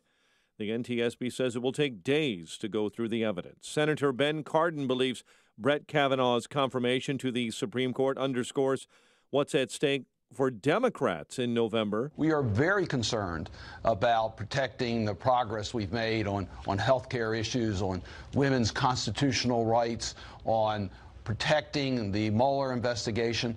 President Trump announcing an official swearing-in ceremony for Brett Kavanaugh later this evening. Colorado Republican Senator Cory Gardner says his wife was sent disturbing texts during the debate over the nomination of Judge Brett Kavanaugh.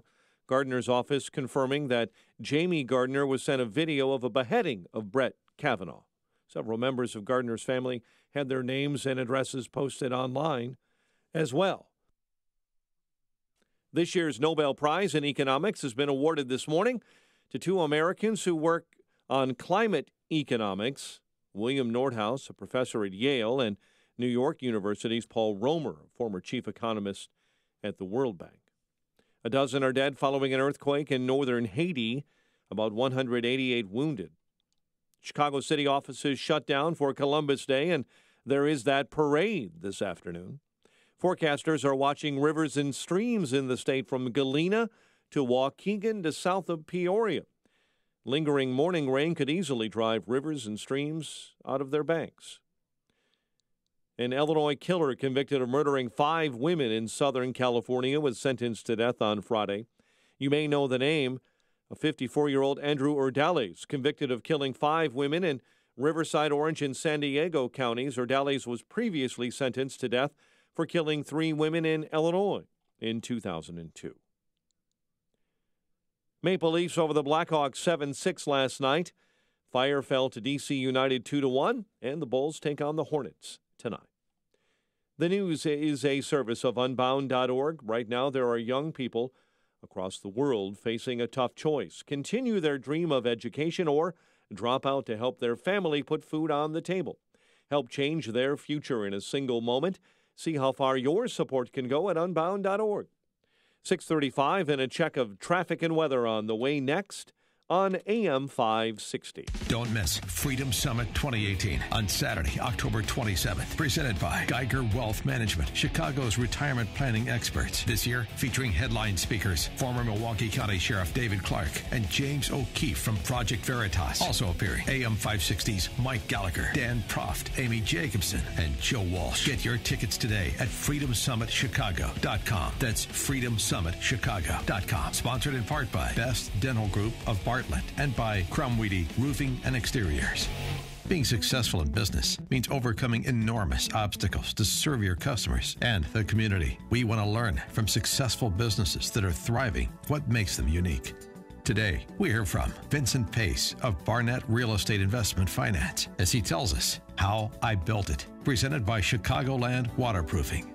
When I came over to the larger company, Barnett Capital, it wasn't exactly clear what I was going to work on. I helped with various businesses when eventually they kind of settled on, hey, we've got this business that nobody's focusing on day to day. We provide short-term capital to investors. Do you want to try and grow this business? And I said, absolutely. The business was sort of collected as deals just came to the deal guys at the company. You know, they'd get a deal, they'd put it on the book, but they weren't focusing on it day to day. Nobody was trying to improve systems. No one was trying to do systematic marketing of the business. So by simply applying me to that, there was sort of low-hanging fruit and easy growth to be had. We were able to double it in year one, double it again in year two, and the growth has continued ever since then. The biggest challenge, I would say, has been getting to the clients in this space. It's not a space where it's easy to find people sort of congregated. Real estate investors often don't know about the capital options available to them. It's hard for them to sort of find us and even others like us out there in the space. So there's all sorts of real estate investment associations out there. We've been sponsoring them, attending them, trying to get speaking slots at those places, because we find when we're out there talking to people, they come up to us after we do our speech, our conversation with them, and they say, hey, here's a problem I have, and I can look for a solution. And, in a lot of cases, we can find one. We found that to be a very good source. So we can kind of figure out the deals that someone else might say, hey, this looks weird and I don't get it. We can say, actually, I understand what you're doing, and we can get this done. So, our sort of tagline would be speed, certainty, and flexibility. This edition of How I Built It is sponsored in part by Signature Bank and Ozinga. To tell us about how you built your business, go to 560theanswer.com/built. Check out the newest podcast from the Associated Press, Ground Game, hosted by AP's Meghan Crane. A weekly conversation about top political issues ahead of the upcoming midterm elections. Available on Apple Podcasts. 6:38 and a check on the roads in the Alarm Detection Systems Traffic Center. Here's Jim Talamonte. Outbound Kennedy traffic is jammed. Montrose to past Cumberland. Earlier crash has cleared now, but it's 58 minutes from downtown to O'Hare, inbound 28. Eden's 24 minutes. Lake Cook to Junction. Outbound it's fine at 19. Spur has roadwork plays. Inbound Eisenhower, heavy starting at Manheim. Just 38 minutes, 390 to downtown. Outbound 35. Stevenson, 42 minutes, 355 to Lakeshore Drive. Orion, 22 minutes, 95 to downtown. I-57 is fine this Columbus Day. Bishop Ford, 27 minutes, 8094 to the merge. Northbound Tri-State. Heavy approaching the 163rd Street toll. Then from 87th, 83rd Street toll. Stevenson to 47th, and from the Reagan tollway to 190. It's traffic. I'm Jim Talamonte. From the Alarm Detection Systems Traffic Center on AM 560, The Answer. Chicago's Morning Answer continues next. Your official Chicagoland weather forecast. From the 1-hour heating and air conditioning weather center, humid day, warmer periods of sunshine. High 83, clear, warm, and humid, 68 overnight. Hot and humid tomorrow, high near 83 with a chance of an afternoon thunderstorm. Currently 65. Your next news update is at 7, and Chicago's Morning Answer with Dan and Amy continues next on AM 560, The Answer. This hourly segment is brought to you by Financial Planning with Jack Taboda, your 401k rollover specialist. Heard Saturday mornings at 7 on AM 560, The Answer. Don't miss David Clark and James O'Keefe at Freedom Summit 2018. Get your tickets today at freedomsummitchicago.com. Top of the morning, Dan and Amy. So President Trump continues rally around the country in Topeka, Kansas on Saturday night. Oh, yeah. Been to Minnesota, Mississippi, Tennessee. Where's he going? Missouri. I mean, he's been everywhere. I'm sure he'll be everywhere again in the battleground states in the next 30 days. But obviously part of his message to the faithful is the robust economy. Lowest unemployment in half a century. We're seeing some decent wage growth finally, a little bit higher participation rate per the numbers that were released Friday. And so what's the downside? Well, for that, we go to Debbie Downer, Jim Pethokoukis, our friend, who is the CNBC contributor and columnist for the American Enterprise Institute. Jim, thanks for joining us. Appreciate it. And he won Jeopardy, right? Jeopardy champion, too, yeah. Minor detail. Yes, just throw indeed, that in. Dan. Indeed, I did. I am also not a Debbie Downer. I am an optimist. I am also a realist, but I think at my core, I believe I am a very optimistic person. All right. Well, then I want you to explain this piece that I read of yours at the AEI website, talking, doing a little historical comparison about how the economy got a little weird in your verbiage 50 years ago when we had unemployment numbers in this range.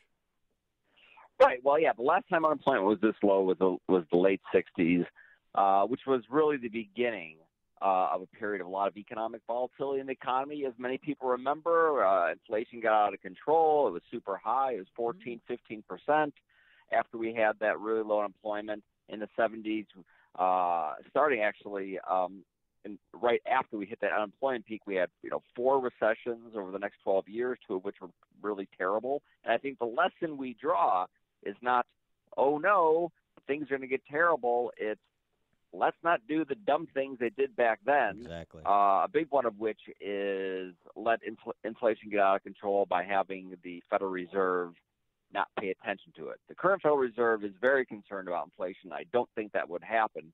But when the president says things, he's worried about the Fed, he thinks they're too tight, he likes low interest rates, that's exactly the kind of same mentality that got us in trouble in the 1970s. Hopefully we won't repeat it. Well, in the 70s, too, we'd get long gas lines. I remember being in long lines to get food. It was a scary time. I know Dan doesn't remember. How old are you? No, I remember during Jimmy grief. Carter. And our mortgage, I'll never forget, we had a 30-year fixed mortgage rate. It was 18%. Well, yeah, it was insane. That's why people are buying houses with cash. But it was the underlying fiscal policy monetary policy, but wage and price controls under Nixon. Bad idea. Yeah, we did a lot of dumb stuff. Right. So so there's the fiscal policy choices, James, to address, but then there's the monetary policy, and you were sort of getting to it. And I want you to assess the job because we're sort of in uncharted territory after 10 years of quantitative easing or easy money, where the Fed is trying to unwind from the last decade of monetary policy. Yes. Yeah, and so far you have to think it's done a pretty good job.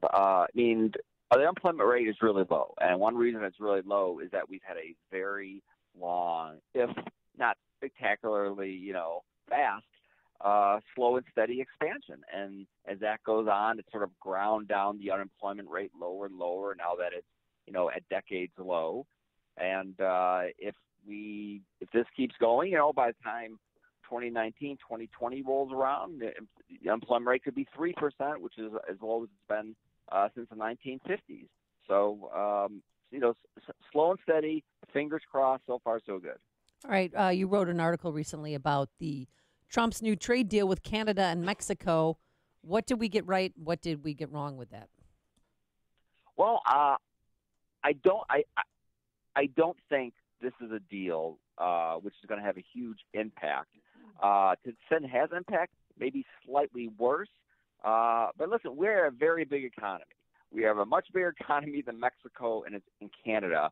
So it's sort of really tough to screw up these trade deals from the American point of view. And, when the markets went up after the deal was signed, it was really because there was a lot of relief that we weren't just going to abandon this trade deal. So new NAFTA is pretty much the same as old NAFTA. The old NAFTA was a perfectly fine, lovely trade deal for the United States.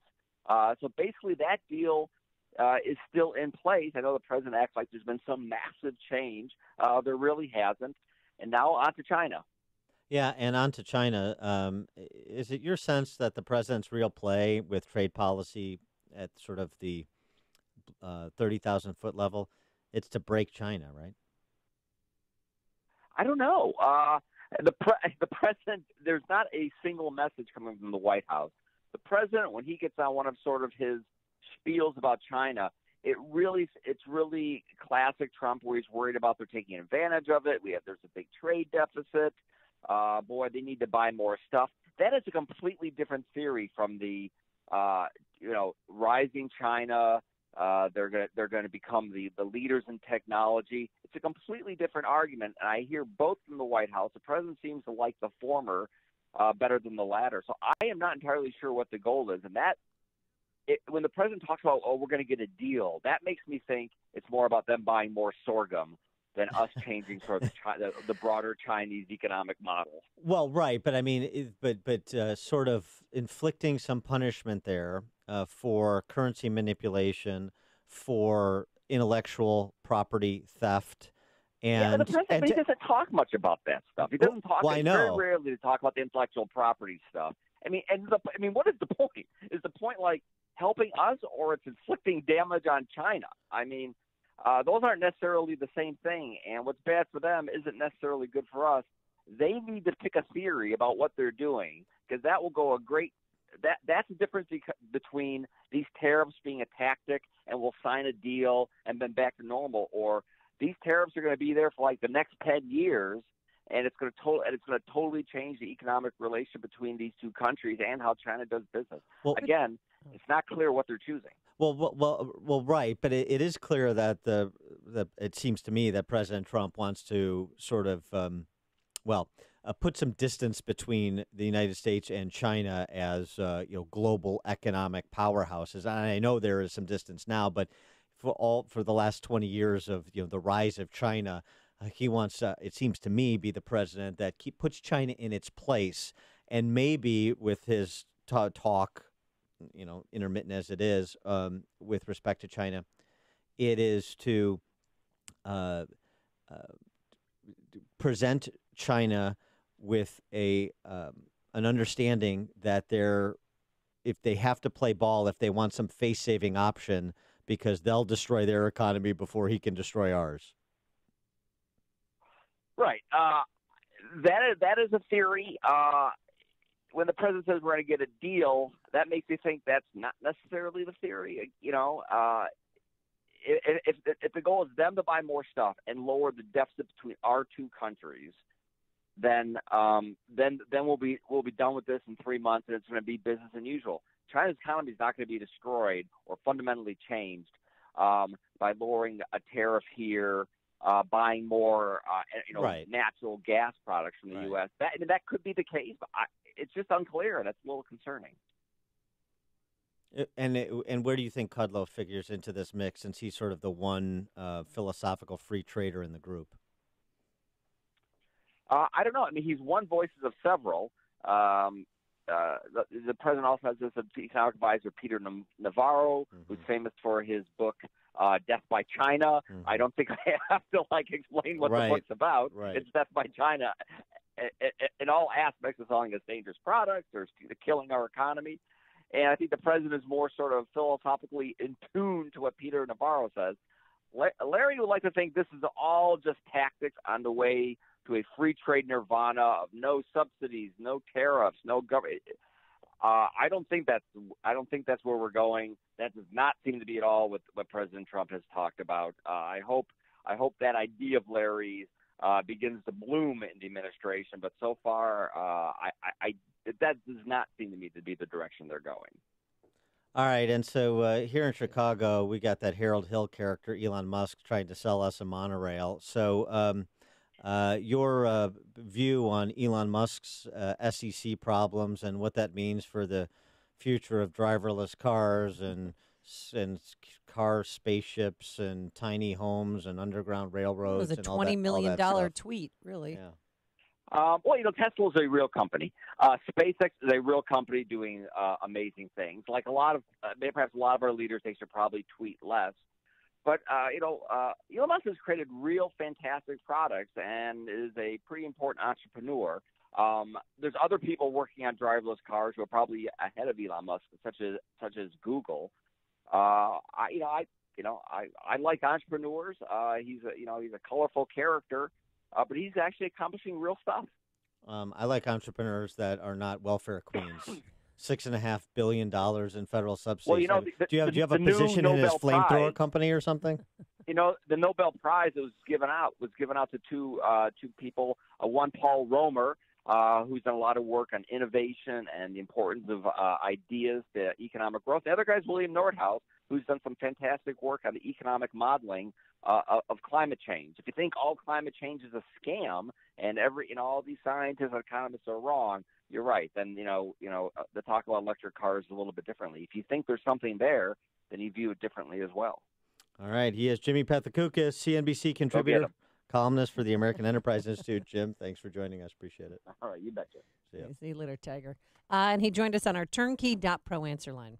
Listen to podcasts of Dan and Amy from the AM 560 mobile app. Download it today at 560theanswer.com/mobile. I'm Lou Dobbs. Optimism soaring among manufacturers. The new CEO gives General Electric shares a shot in the arm. Those stories next. G'day, I'm Scott from Plug-in Pest Free. I want to personally thank all my Plug-in Pest Free customers who've taken the time out to call, write, and who have left messages to thank me for ridding their homes and businesses of unwanted rodent and pest problems. So from me to you, I thank you. Plug-in Pest Free is the only scientifically tested and, more importantly, consumer-proven electromagnetic pest management system since 1995. Why put up with those annoying rodents and pests any longer? Plug-in Pest Free is 100% chemical-free, making it your safest bet to manage your rodent and pest problems around your family and pets. With a 60-day money-back guarantee, you have nothing to lose. So order yours today at gopestfree.com. Use promo code SAVE20 for 20% off and free shipping. That's gopestfree.com, promo code SAVE20.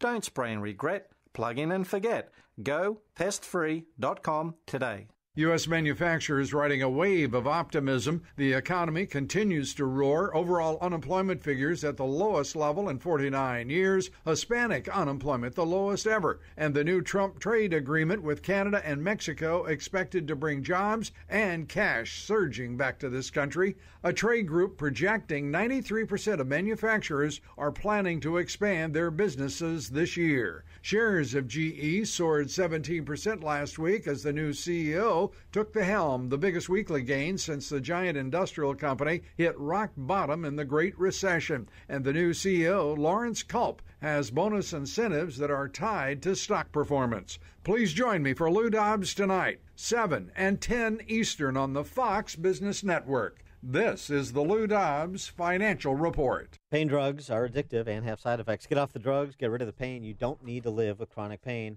Let's repeat, you do not have to live in pain. Chronic pain is the worst, from an accident or pain that just develops. Dr. Ken Candido is one of the most respected and successful pain doctors in the world. Dr. Candido will work to find the source of your chronic pain and fix it. He teaches pain management around the world and has been voted one of Chicago's best pain doctors several times. Okay, you get it. He's the pain doctor you need. Dr. Candido, Chicago anesthesia and pain specialist, will help you get off the pain medication and all of its side effects. You can get your life back. Drugs mask the pain, find the source, and fix it. Call Dr. Ken Candido and make an appointment with a cutting-edge, respected, and successful pain physician.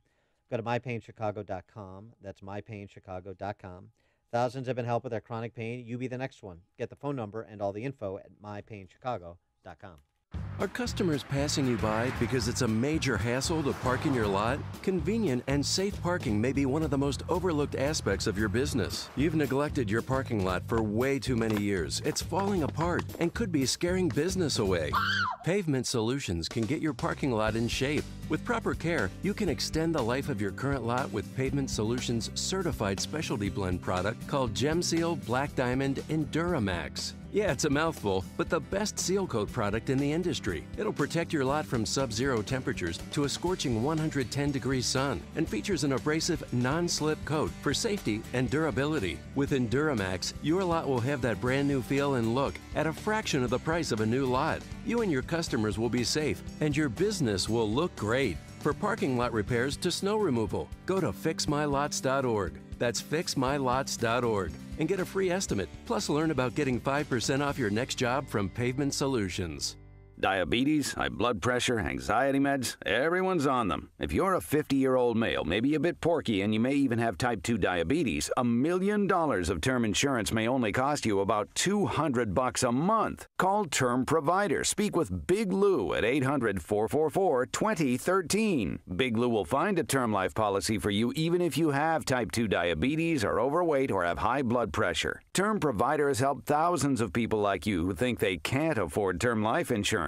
To buy $1 million of affordable term life for you, all you need to do is call Big Lou at 800-444-2013. Lou will make sure the scales are tipped in your favor. Call 800-444-2013. Big Lou will answer your call and work to fit you into a term life policy that you can afford. Remember, Big Lou's like you. He's on meds, too. Call 800-444-2013. 800-444-2013. Balance of Nature's fruits and veggies in a capsule. I thought I had a sinus headache for a few days, but I had a massive brain aneurysm, hemorrhage of the brain, and a stroke, and I was on my deathbed. I was on a respirator in a coma for 35 days, and 3 months later, I came home in a wheelchair. I had double vision.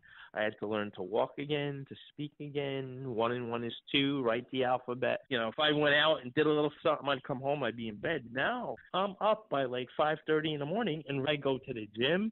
I do shopping. I cook. I have energy all day. I mean, I feel great. overall, my whole outlook, just feeling, my mental aspect, everything is better. For a limited time, use discount code CHICAGO to receive a 50% discount on your first preferred whole health system and have it shipped to you free. Call 1-800-246-8751 or go online to balanceofnature.com. Again, use discount code CHICAGO. On AM 560 The Answer, we talk about the important issues that affect your world.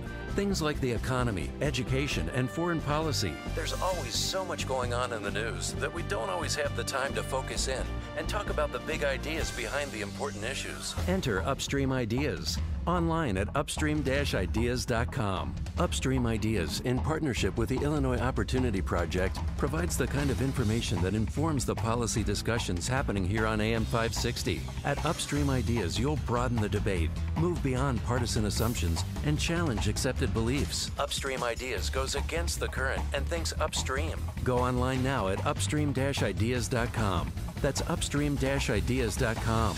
You'll be armed with new information and fresh perspectives to help encourage you to make the state of Illinois and the United States of America a bit freer, a bit more just, and a bit more civilized. Upstream-ideas.com. AM 560, The Answer. Dan and Amy, so the left is not chastened at all by Kavanaugh's confirmation. You got Democrats calling for impeachment, petition circulating, Cory Booker in Iowa saying it's not off the table, and of course Saturday Night Live in their cold open lampooning Republicans.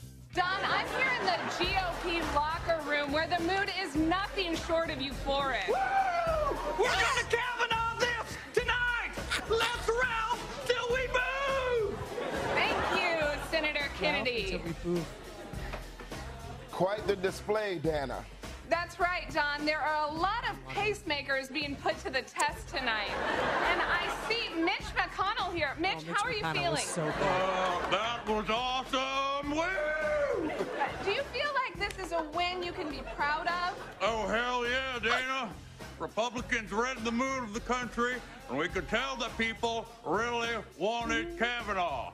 Everyone's pumped, from white men over 60 to white men over 70. Keep it up. Keep it coming. Did you Keep see, it coming for 30 more days. Did you see Lindsey Graham fist pump Corker on the Senate floor?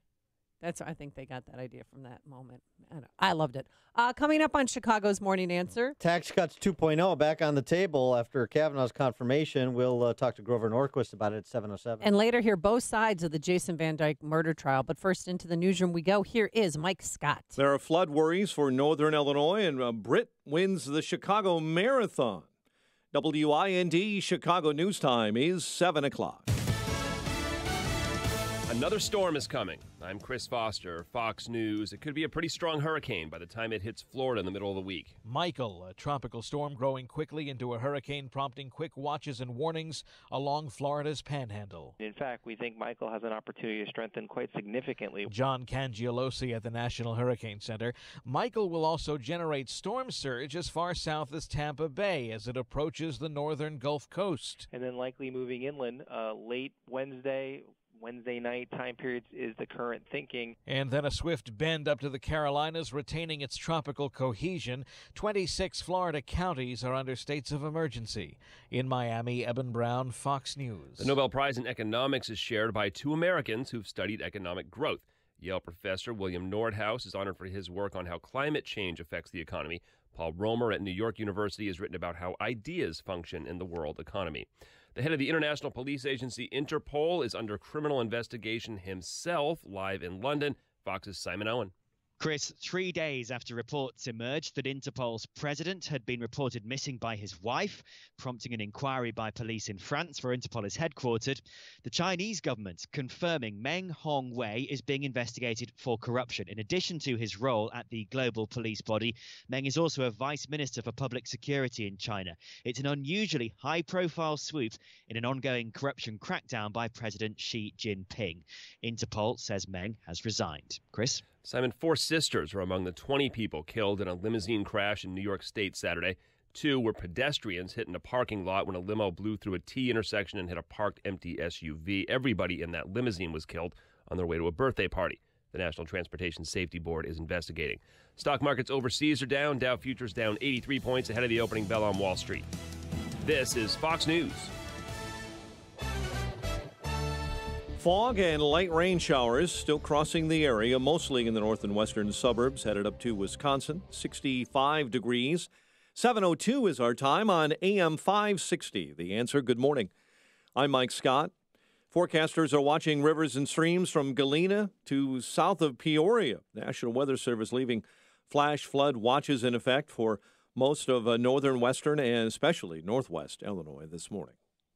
Family and friends are mourning after a Chicago high school student was shot and killed over the weekend.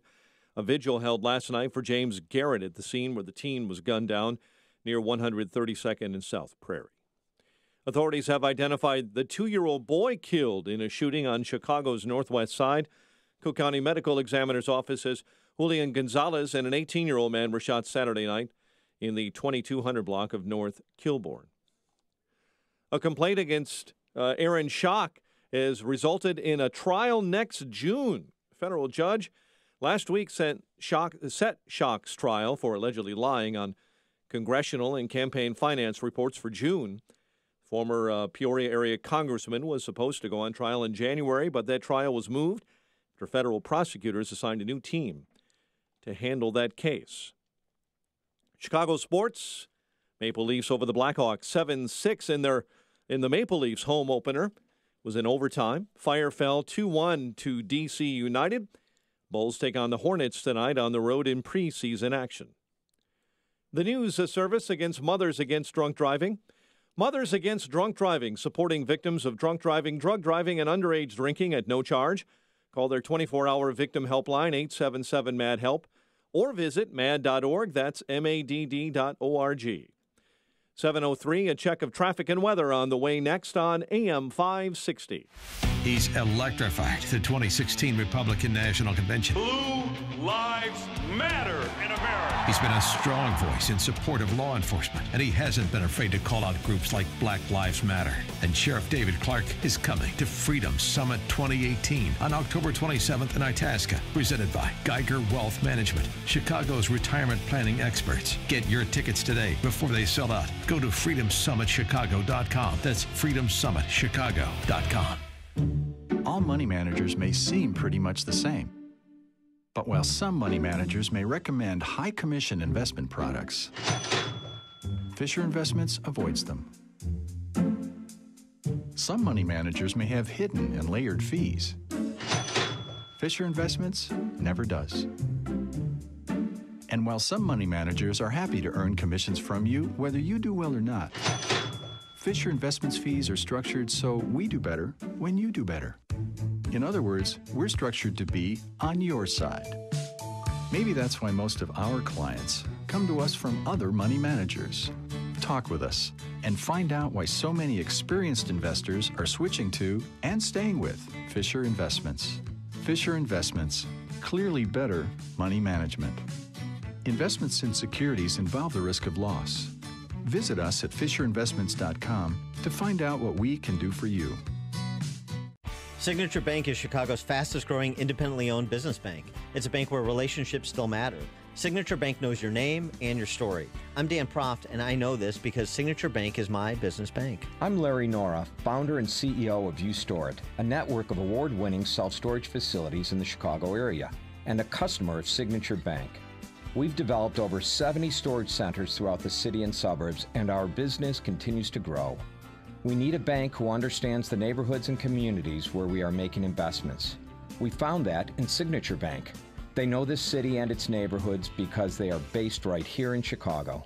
Finding a local banking institution like Signature Bank has been critical to the success of U-Store It, and we look forward to a long-term relationship. Signature Bank is looking for their next success story. To learn more about turning your business vision into reality, visit signaturebank.bank. Signature Bank, helping local businesses succeed. Member FDIC, Equal Housing Lender. Amazon is delivering millions of smiles this season. Join their team and be a part of making it happen. Now hiring warehouse associates in the Chicago area. Learn more and apply at amazon.com/ChicagoJobs. Amazon is an equal opportunity employer.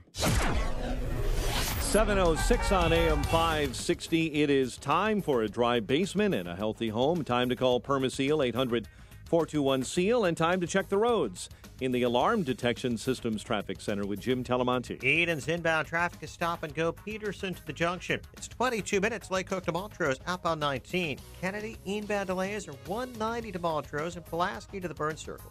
33 minutes, O'Hare to downtown. 17 from Montrose, Seaman the Express. About 48 minutes to O'Hare. There's a new crash past Cumberland in the left lane. Eisenhower, 40 minutes, 390 to downtown. About 41. Stevenson, 50 minutes, 355 to the drive. About 39. Ryan, 25 minutes, 95th to downtown. Bishop Ford, 25 minutes, 8094 to the merge. Northbound Tri-State Heavy, 87th, 83rd Street Toll. The Stevenson to 47th, and from the Reagan Tollway to 190.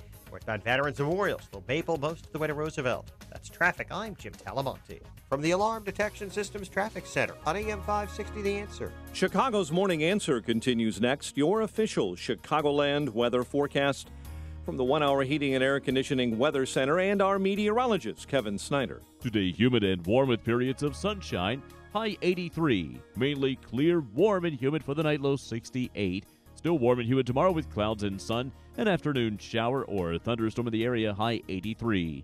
I'm Kevin Snyder on AM 560, The Answer. Heavy dense fog from the lakefront all the way out to I-355. It begins to thin out the further west you go. 66 at O'Hare. Next news, 7:30.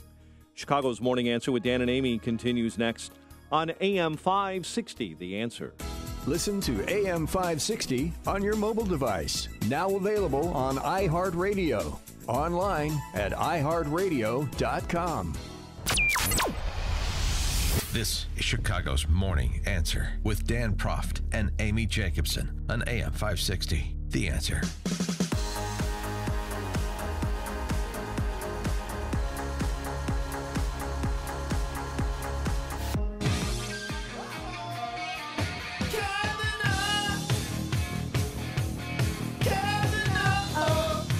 Republicans are allowed to celebrate victories, too, I would suggest.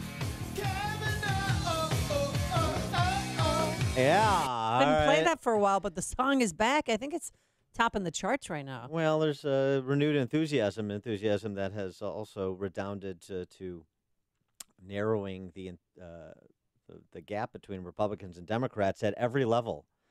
I say again, not only seeing at the federal level, and we'll talk to Sean Duffy from Wisconsin about that in the 8 o'clock hour, but also just even in Illinois. If it's happening in Illinois, but it's happening in most of the rest of the country.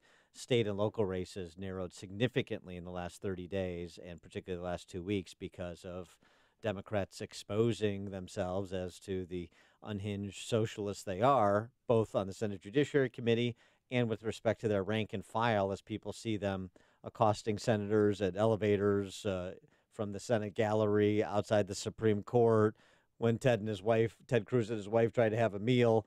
And people are just not down with that, in addition to also seeing Brett Kavanaugh treated unfairly, seeing Democrats' willingness to dismiss a presumption that is foundational in a free society, the presumption of innocence.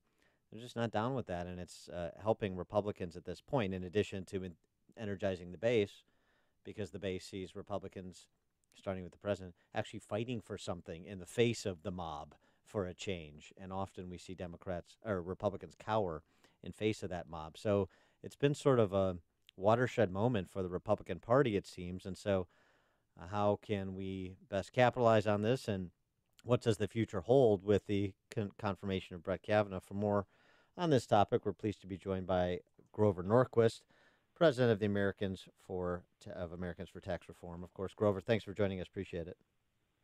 Yeah, absolutely. Well, the Democrats have been cheering on mob rule. I mean, none of those senators told the crowd to knock it off when people were swearing in front of Brett Kavanaugh's wife and kids and screaming and trying to disrupt his ability to present.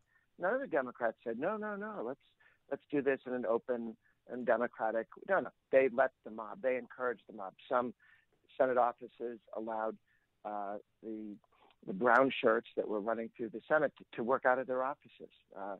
So the Ds have not just stood by. They have encouraged this because they've given up on winning the American people over to their positions.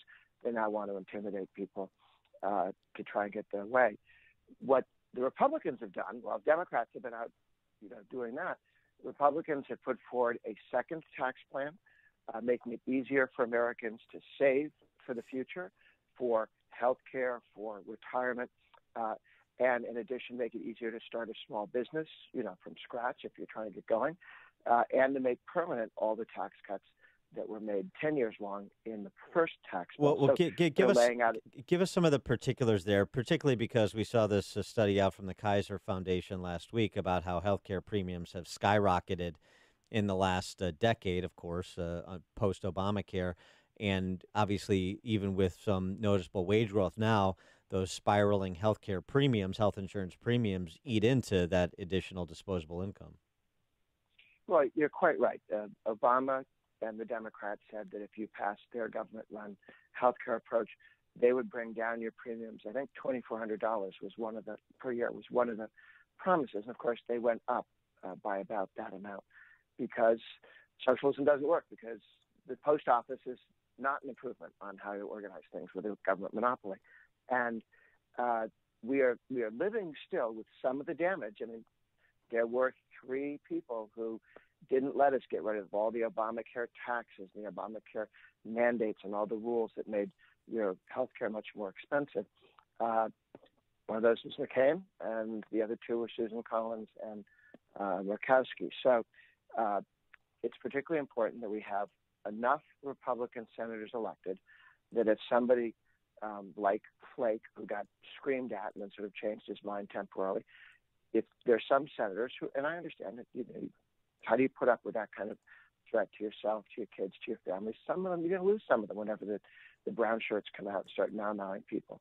So let's get enough Republicans that can't ever cost America the opportunity to move forward. But specifically, it makes it easier to get all of, there are lots of different savings programs for education, for healthcare, for retirement. It expands them. It allows you to put more into these, and it makes it easier to move money around. If you saved a bunch of money for retirement, but you want to, go back to school, or you want to start a new business, you should be able to make those decisions yourself. Gives you more flexibility with your savings and your family savings. So having outlined what that looks like and where they want to go with it, the Republicans have actually gotten the budget for the Pentagon and HHS, Health and Human Services, about 80% of the federal government. The budgets have all been passed. That hasn't happened in 20 years. So with all this talk about how democracy is not working, the federal government, the House and the Senate, with all this partisan wrangling, has actually been getting more done in terms of just Congress's business. What's the budget for the Pentagon? What's the budget for the Department of Energy? And so on. And getting that voted through on a bipartisan basis, have some Democrats in the Senate to pass these things. And from the establishment, crickets. You remember, it was always the Republicans' fault. When they had the presidency, it was their fault when the budget didn't get done and the Democrats had Congress. When the Republicans had the Congress and the Democrats had the presidency, it was the Republicans' fault that the budget didn't get done.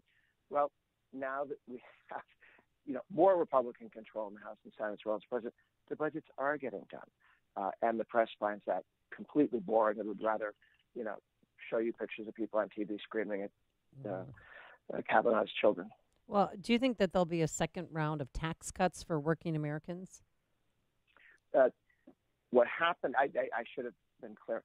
There will not only be a second round of tax reform and tax cuts, but what President Trump and the Republican leadership in the House and Senate said is every single year that there is a Republican president in both houses, there will be more tax reform and more tax reduction every year. The reason they wanted to put this out now is that this is what they intend to pass next year.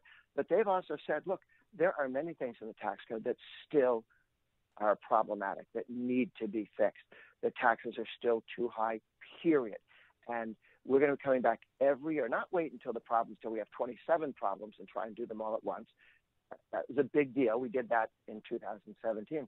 But in 2018, there was a $30 billion tax cut very early in the year. So there's going to be a tax cut every single year the Republicans are in charge, and further tax reform every single year they're in charge.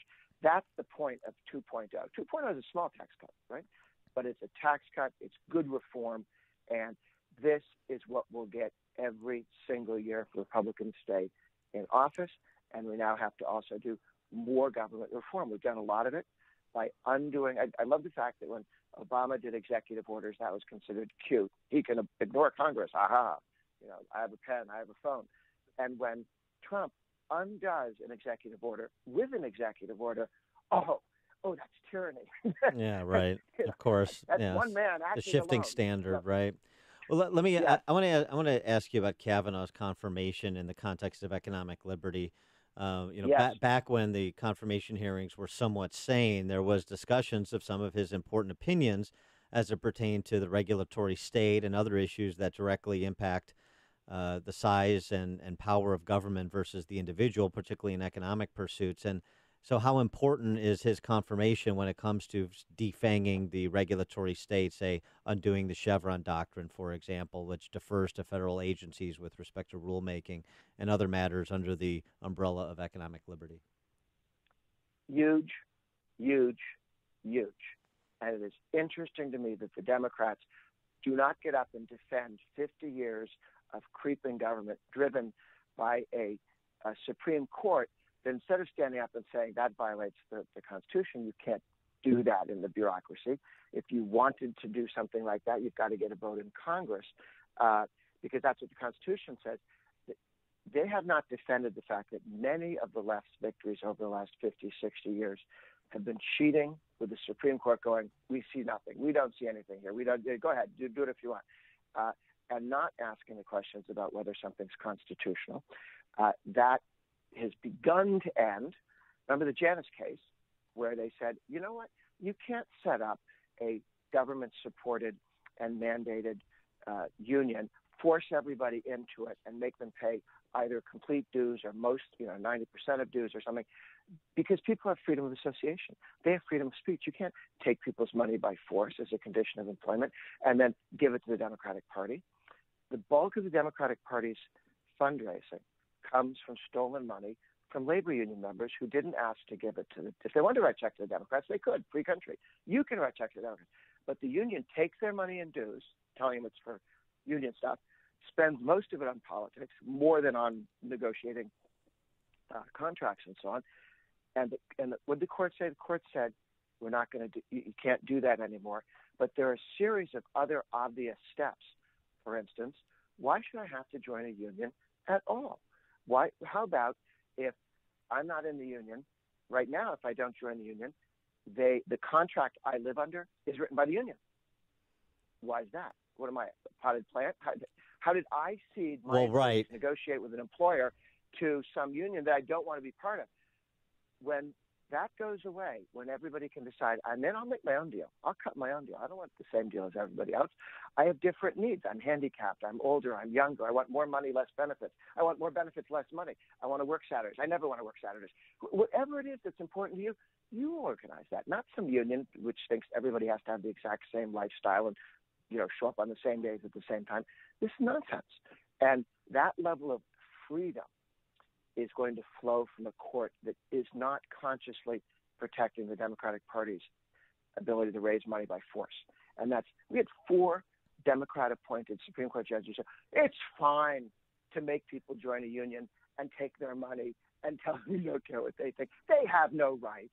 And their arguments were all, but the unions and the Democrats wouldn't have any power if you didn't let them steal this money. That was their reason for allowing a blatantly unconstitutional thing to continue. Those rationales don't continue in the future.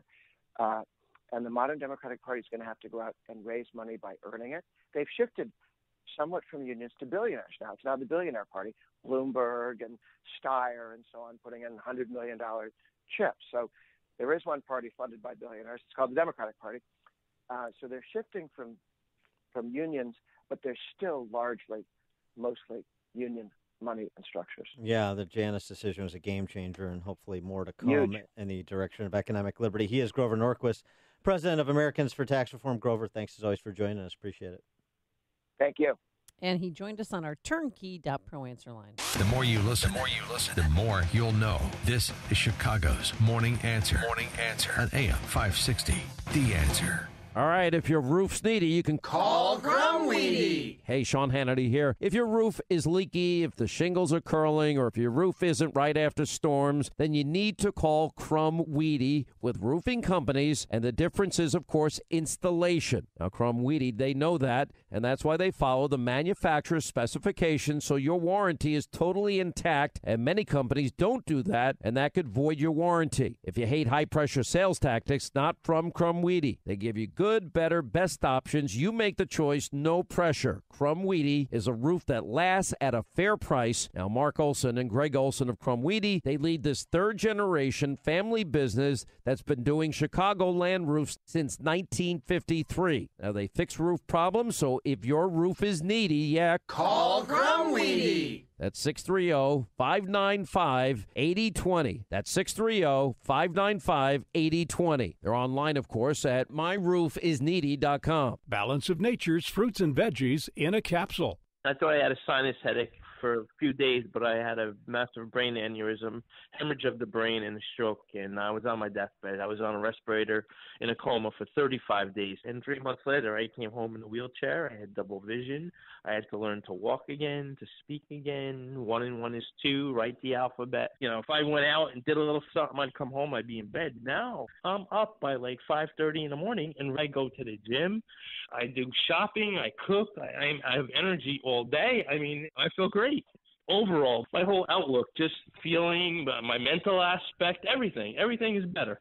For a limited time, use discount code CHICAGO to receive a 50% discount on your first preferred whole health system and have it shipped to you free. Call 1-800-246-8751 or go online to balanceofnature.com. Again, use discount code CHICAGO. Want your home's furnace to stay safe and reliable? And want to prevent any potential problems before they happen? At your local 1 Hour Heating and Air Conditioning, we recommend an annual furnace inspection and tune-up. Right now, get a $79 furnace tune-up. Call 855-1-HOUR. Because not taking care of your furnace, that's just cold. Your comfort is just a call away. Call 1 Hour. Terms and conditions may apply. Call for details. Independently owned and operated. Licensed in the respective state or county. The players are fired up. The coaches are prepared for battle. The student section is rumbling. The band is ready to rock. And you're ready for victory. Touchdown, Northern Illinois. Every game, every victory is right here on the Husky Sports Network. It's the 112th homecoming as the Huskies battle the Ohio Bobcats this Saturday afternoon at 2:30, right here on AM 560. The Answer. The following is a paid political announcement. This Manufacturing Minute brought to you by the Technology and Manufacturing Association. This is Rich Hoster, president of Smith & Richardson Manufacturing in Geneva. Did you know that Illinois is home to 5 of the 10 biggest manufacturing zip codes in the nation and the largest industrial park in North America? And did you know that exports of U.S. manufactured goods have quadrupled over the past 25 years? That's right. Manufacturing here in Illinois is strong and growing stronger. Manufacturing is no longer pouring hot iron into castings on an assembly line with sparks flying in dirty factories. U.S. manufacturing has advanced into high-skilled precision manufacturing, with factories cleaner than your kitchen, producing parts for industries such as aerospace, automotive, medical, agricultural, and tech. Today's high-tech manufacturing is the engine of our economy, and it needs our support so it can drive our state and nation forward. This Manufacturing Minute brought to you by the Technology and Manufacturing Association. Learn more at tmaillinois.org. AM 560. The Answer. Dan and Amy, obviously the big stories this weekend, the Van Dyke verdict, and we're going to talk to Van Dyke's defense attorney, Dan Herbert, at 7:37. Yeah, and what their plans are to possibly appeal and when sentencing is and all that. And confirmation hearing, or confirmation, I should say, vote on Brett Kavanaugh. But the other big story, Amy's homecoming queen reunion. Oh. Was I right about the chasm between the homecoming queens of the 2000s and the homecoming queens of the 1970s, your group? Well, okay, so they stuck, if you were in the 70s, you went on the back of a pickup truck, in one pickup truck. 80s were in another. 90s, 2000s. Yeah. And yeah, I had to tell you, or have to tell you, I should say, that you were right. The group in the back of the 2000 truck, good looking, more so than us in the 80s truck. The 80s More truck. so than us in the 70s truck. Yeah, the 80s truck wishing that it was a DeLorean driven by Christopher Lloyd, right? But the oldest queen who was there was Betsy Bouvier Stoughton, and her husband listens to the show all the time, and he even said to me, watch her get in the back of the pickup truck. She had no problem. Oh, she yeah. was very agile, very, flexible, popped up on that thing. We had another one, I'm not going to say her name, that struggled a little, and I struggled a little too. Well, not really. But you know what I did? I positioned myself next to Mark Gunther. Mark Gunther was the Mark king. Gunther, of course, Gunner. yeah. We call him Gunner. Yeah, Gunner. You know Gunner. I positioned Gunner, myself next to Squee, him. King Wilco. Yeah, Everybody was there. I positioned myself next to him because he teaches at Hersey. So everybody cheered for him, and then I kind of sucked Got up the some of the residual stuff. cheer. Exactly. So what about, I saw on Twitter that you and King Wilco sort of replayed, renewed your vows, as it were, replayed your little peck on the cheek from 50 years ago. It was 32 years ago. Thank you. And by the way, the picture of me that I tweeted out, I was 16 years old, and I was homecoming queen in 1986, not 1987. Oh. So I was.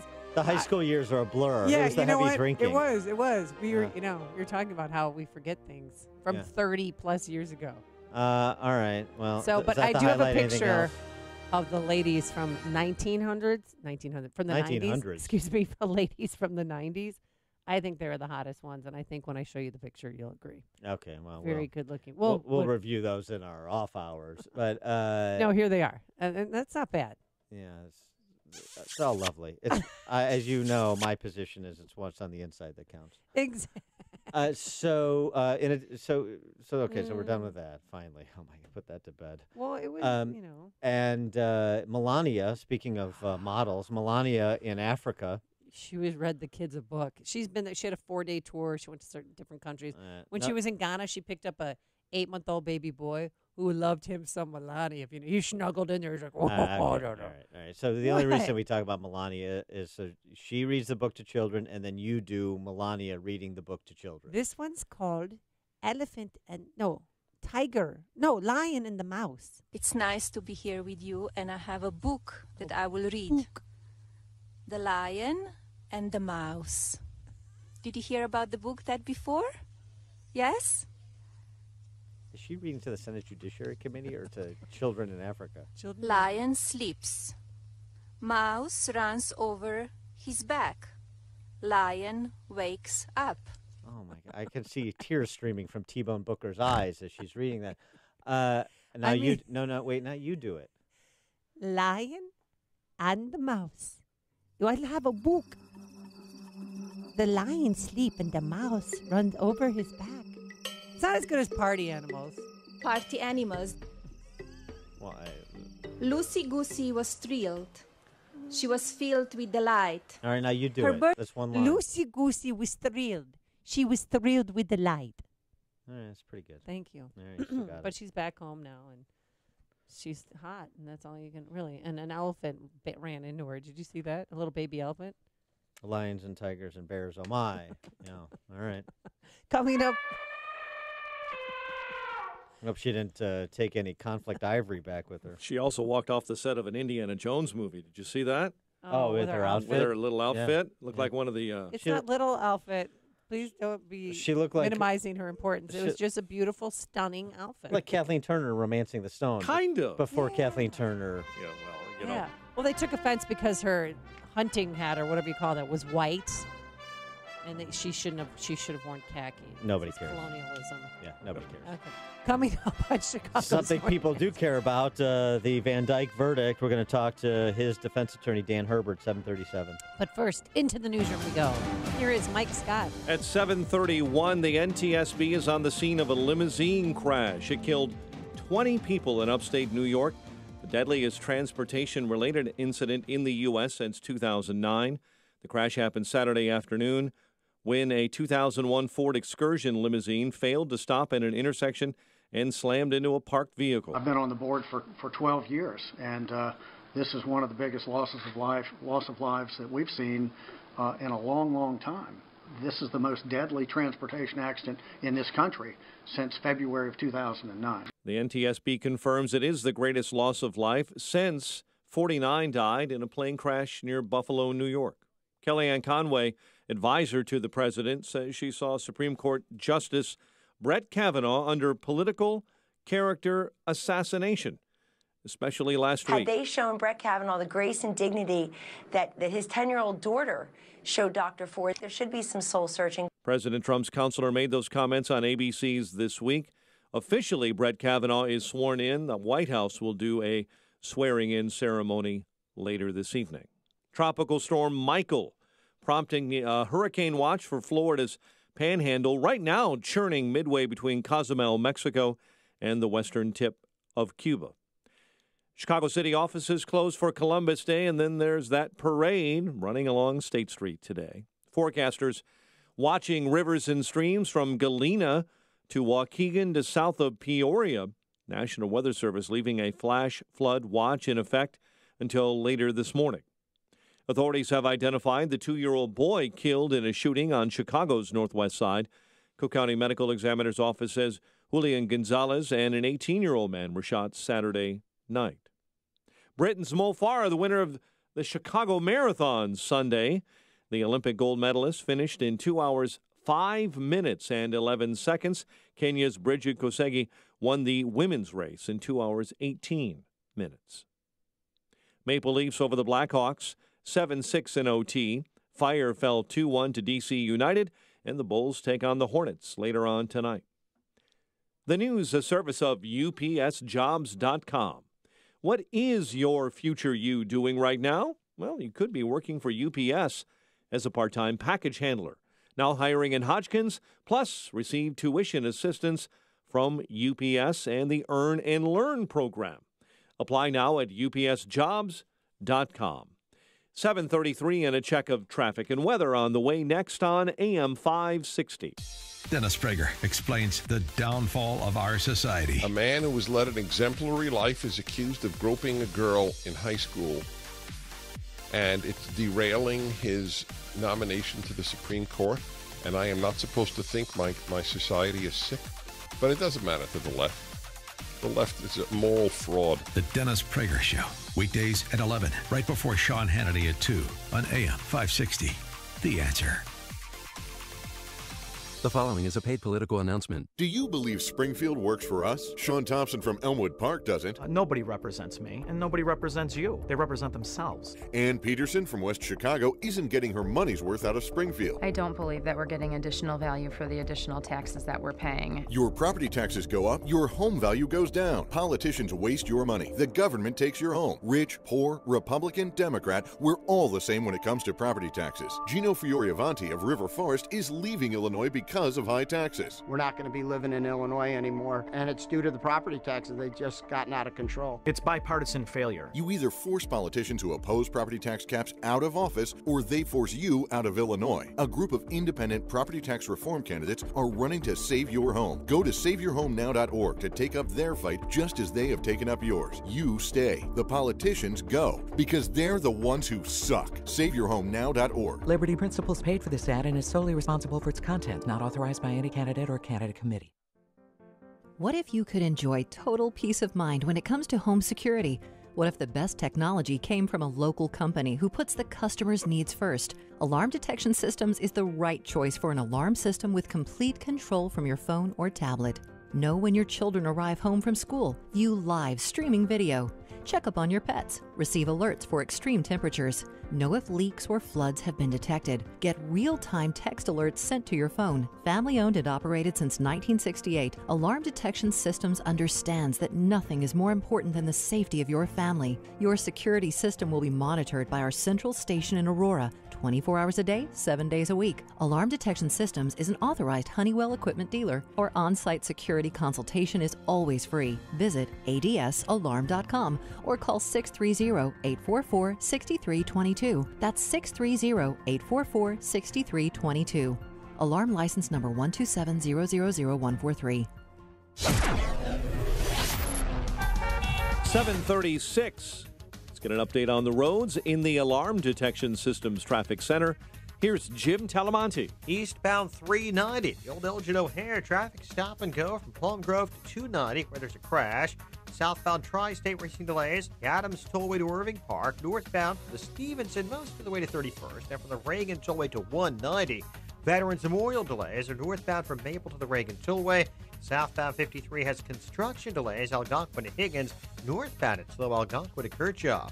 Kennedy inbound 32 minutes. O'Hare to downtown. Outbound 50. Jammed Diversity to Cumberland. Crash into left lane. Eden, 19 minutes. Lake Cook to Montrose, outbound 25. The Eisenhower, 40 minutes, 390 to downtown, outbound 41. Stevenson, 50 minutes, 355 to the drive. Ryan, 25 minutes, 95 to downtown. It's traffic. I'm Jim Talamonte. From the Alarm Detection Systems Traffic Center on AM 560, The Answer. Chicago's Morning Answer continues next. Your official Chicagoland weather forecast from the 1 Hour Heating and Air Conditioning Weather Center. Humid. Warmer this afternoon. Sunshine will begin to break out around noontime. We'll top out at 83. Clear, warm, and humid overnight. Lows 68. Currently 66. Next news coming up at 8. Chicago's Morning Answer with Dan and Amy continues next on AM 560, The Answer. This hourly segment is brought to you by Papa Nicholas Coffee. Papa Nicholas, best beans, best roast, best coffee. Hey, before you read about it on Facebook or Twitter, or hear about it from your friends, find out what today's big stories really mean with me, Sean Hannity, today at 2, right here on AM 560, The Answer.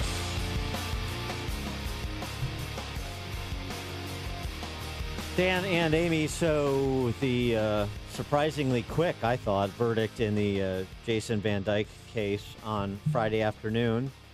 Thankfully, the response was peaceful and, frankly, largely celebratory. Dan Herbert was Jason Van Dyke's defense attorney, and he had this to say after the verdict. We've all heard about the Ferguson effect, and I can only imagine that if police officers think that they can never fire against somebody that is acting the way Laquan McDonald did when they're 12 feet away from him, I think that what we are going to have is police officers are going to become security guards. There will not be a police officer getting out of a car to confront somebody. And maybe that's what everyone wants. I don't know. We'll have to see how it plays out. And that's what I heard all week long from my police officer friends, is that they're back into the fetal position. They're not going to risk their not seeing their daughters graduate from high school or walk them down the aisle because of what happened. Police officers becoming security guards. I got a text from a Chicago police officer friend of mine who said, today is the day that proactive policing died.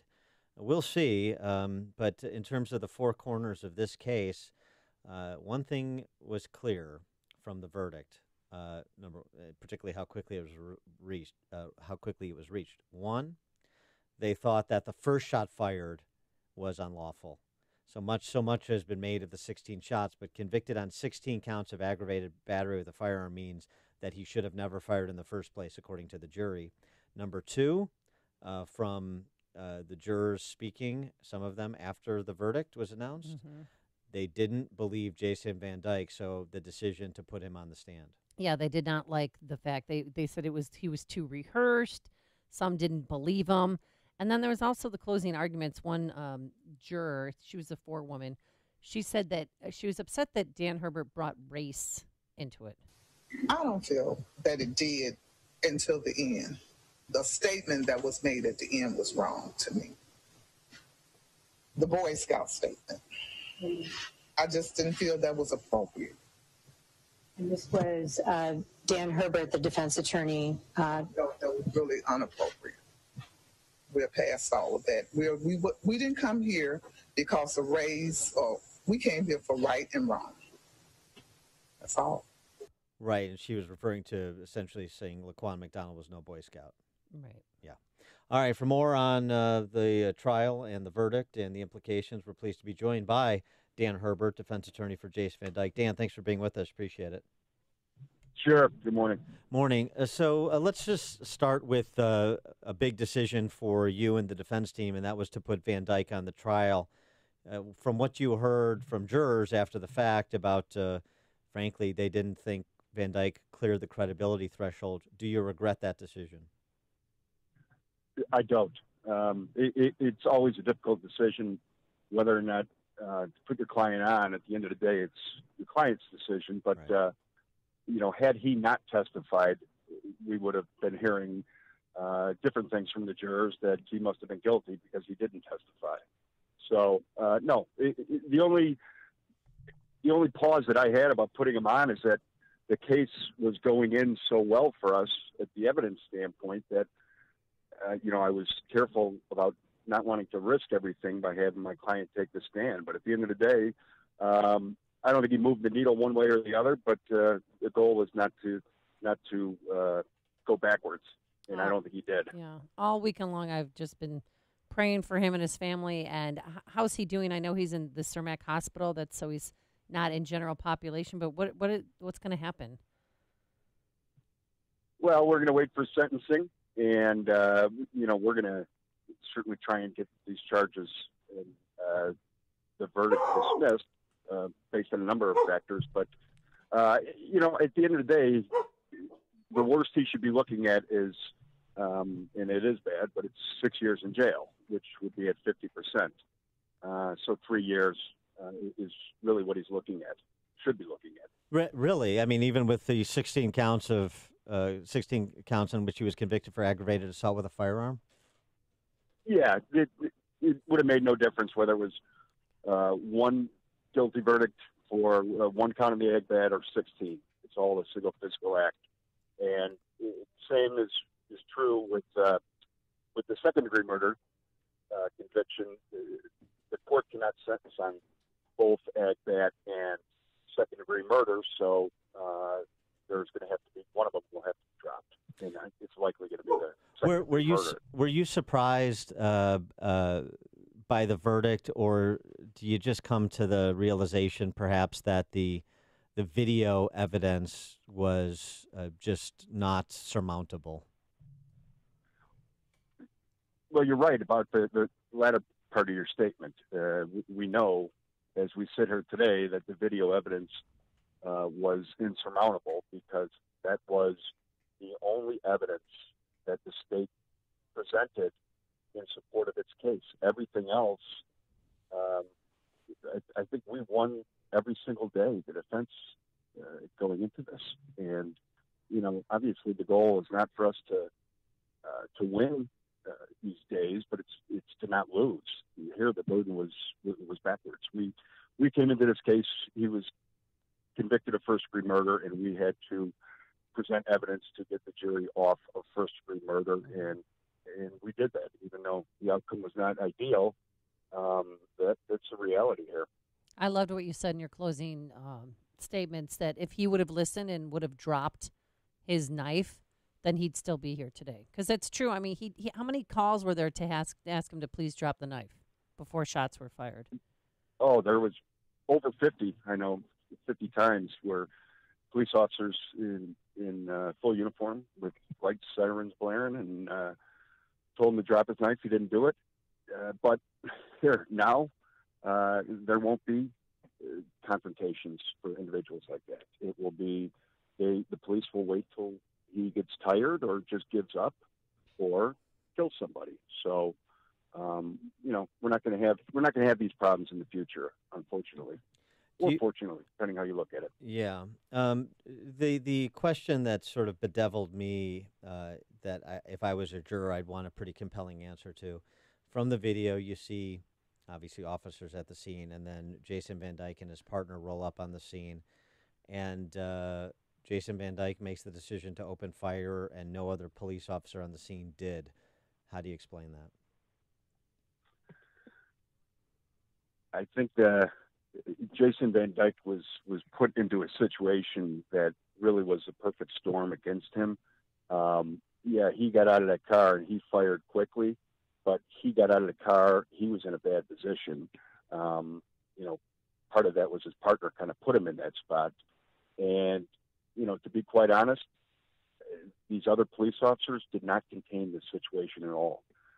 It was continuing to escalate, and the the situation was continuing to get out of control. What do you mean by his partner put him in that position? Well, when he pulled up and stopped the squad car, you have to get out of the squad car because that's really the most dangerous place to be in if you're going to be attacked by somebody. So when he jumps out, now he's got the squad car behind him, and he's got Laquan McDonald advancing on him. He didn't have anywhere to get any shielding or turn around and run because he was just in that spot right there confronting him. So physically, the partner should have established a wider perimeter, is what you're saying. Yeah, in hindsight, you can look at a lot of different things, but it's like when you pull up on a bank robbery, you don't want to pull up right in front of the door. You always want to give yourself a little bit of room, and that wasn't done here, and that certainly factored into Van Dyke's quick decision. Well, the issue you just said, Laquan McDonald was advancing on him. From the tape, and this was an interesting part of the testimony that Van Dyke offered as well. He thought he was backpedaling as he was shooting, and clearly the tape shows he wasn't. So that it just goes to kind of his orientation in that moment and how he remembers what went down. So that was interesting, but the position is Laquan McDonald was advancing on Van Dyke, and what the videotape seems to indicate is that Laquan McDonald was angling away from Van Dyke, and this is something that a lot of people hung their hat on as well in terms of saying the shoot was bad.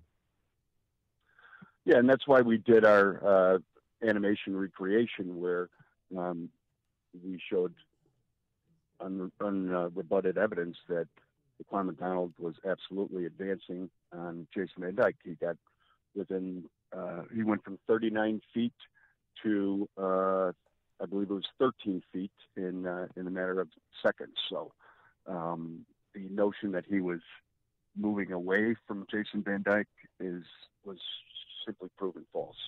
Have you spoken with your client this weekend? How's Jason doing and his family? You know what? I have not spoken with him. I understand his family was at Mass yesterday. I believe some of his friends and family are going to go see him tomorrow at the county. FOP, maybe it was Kevin Graham, but I heard a statement over the weekend from Chicago FOP that there's going to be an appeal to the conviction. Is that your understanding? Is that what you're planning? Yeah, that is my understanding. I mean, there's really a lot of appealable issues here, and I think certainly this the venue issue is the venue issue in the jury instructions. I listened to a lot of the jurors talk about some of the reasoning for voting, rendering the verdict that they rendered, and a lot of those were contrary to law. One was that, well, he should have used some less lethal options prior to using his firearm, and that's contrary to law. The law says that police officers do not have to use lesser alternatives. We tried to get a jury instruction on that issue. We were denied. Well, what do you think it means, too, that they found him not guilty on the police misconduct charge? I think it's an inconsistent verdict because that they found him not guilty of violating a law while acting as a police officer, but then they found him guilty for violating laws. So it's inconsistent. Let me ask you this: you had another decision to make prior to the important decision of whether Van Dyke testifies on his own behalf or not, and that was jury trial or bench trial. Why jury trial and not bench trial? Do you regret that decision? We do not regret that decision one bit. Okay. The decision, it was a difficult decision, but it really wasn't for my client. It was difficult for me as a lawyer, but that's another decision that has to be made by the client. And Jason's mindset all along was, I am in this situation because of politics, and I am not going to allow my fate to be decided based upon the same politics. So for him, it was really never an issue. Yeah, I mean, I can understand that. In Cook County, I mean, obviously we know where these judicial nominees and these judges come from, and so the politics of it and consideration by one person in terms of the implications of acquitting him on these charges. So I understand that, and I understand that was a difficult decision. Just kind of generally speaking, you heard the one juror reacting to your mention of Laquan McDonald not being a Boy Scout, and there was much evidence presented at trial that substantiates that claim. But and I hate to Monday morning quarterback you, but I'm sure you're doing it to yourself too. Is there anything that you would have said or done differently in the presentation of the defense for Van Dyke? Honestly, no, nothing of anything major. I mean, I look at every opening, close, witness that I put on, every trial. I always look and say, should I have done this? Should I have done that? And I think that in every situation, I always come up with a couple of things that I think could have been done differently. But honestly, in this case, I really am proud about how this trial was conducted. And, despite the guilty verdict here, I think anyone that watches a trial that understands the rule of law will say that, we won every single day of that case. And that's what we had to do to get him off this first-degree murder case. All right. He is Dan Herbert, criminal defense attorney for Jason Van Dyke. Dan, thanks for joining us. Appreciate your time. Sure. Take care. And he joined us on our turnkey.pro answer line. There's only one radio show in Chicago talking about today's biggest stories and telling you what they really mean. That show is this one, Chicago's Morning Answer on AM 560, The Answer. If you maintain an industrial plant, you know your dust collection systems are a vital part of the operation of your plant. Without them, things can get dusty quick. And when your dust collection system malfunctions, the downtime can cost your plant money. Time to call the professionals at Vans Industrial for help. Hi, I'm Dave Van Camp, owner of Vans Industrial. At Vans, we work with many different types and sizes of dust collectors, from 1,000 CFM to 100,000 CFM. If your system needs housing repair, tube sheet, pulse valves, ductwork, or collection hoods, give us a call. Schedule an inspection today to keep things running smoothly and avoid costly downtime. And when you're ready for a new dust collector, we can design your system from the collection hoods to the stack for plants of all size applications. Vans uses only the best and safest union-trained mechanics, insured at the highest level, to perform the job right. Call 833-VANS-IND. That's 833-VANS-IND. Or on the web at vansindustrial.com. The following is a paid political announcement. Senator Joe Donnelly has some strong words for companies that outsource jobs. Here's what Donnelly said. It's wrong. It's unpatriotic. It's shameful. And it's un-American. That's why it's so shocking that Donnelly's own family business got caught outsourcing jobs to Mexico. According to job postings, the Mexican factory where the Donnelly's business outsourced jobs paid employees just $3 per hour. As for Donnelly, he pocketed up to $80,000. That's on top of his $174,000 Senate salary, almost 3 times what the average Hoosier family earns. American jobs shipped to Mexico, while Donnelly personally profits. It's shameful and it's un-American. You're right, Joe. It is shameful, and it's time for Mexico Joe Donnelly to lose his job. Senate Leadership Fund paid for and is responsible for the content of this advertising. Not authorized by any candidate or candidates committee. www.senateleadershipfund.org. Hey guys, Ken here from the hit podcast Today's Growth. Who would win a 3-mile bicycle race, an 11-year-old girl or last year's winner of the Tour de France? It all depends on the bicycle. It depends on their vehicle. Both on a 10-speed and the pro racer is going to win every time. But put the racer on a tricycle and the 11-year-old wins every time. You see, it's not the driver, it's the vehicle. When it comes to generating revenue, it's exactly the same. If you have a job or a small business, you are riding a tricycle. You can only go so fast. If you need to make up lost ground, it's not going to happen on a tricycle. No matter how fast you pedal, it's simply not going to win the race. Why do many people with no schooling and no advanced degree often become very wealthy? Simple. They choose to only ride 10 speeds. When it comes to helping people create their next revenue model, both Forbes and Inc. recommend Income Store as a can't miss when it comes to putting people on a 10-speed. Could your household or business use an additional revenue model that doesn't solely depend on you? If so, you need to check out IncomeStore.com. That's IncomeStore.com. Balance of Nature's fruits and veggies in a capsule. I feel wonderful. I mean, a while ago, I was walking and my whole left side went tingly. And I don't know what happened. I've had the after effects of that in my hands and my legs. And I've noticed that since I've taken the fruits and veggies, I don't have that anymore. So that is one thing that I am very, very pleased with. Because I don't feel any of that tingly sensation in my foot. It's like my nerves are getting healed or something. It's just wonderful. I love this. I'm very, very impressed with this product. For a limited time, use discount code CHICAGO, and we'll take 35% off your first preferred set of fruits and veggies and have them shipped to you free. Call 800-246-8751.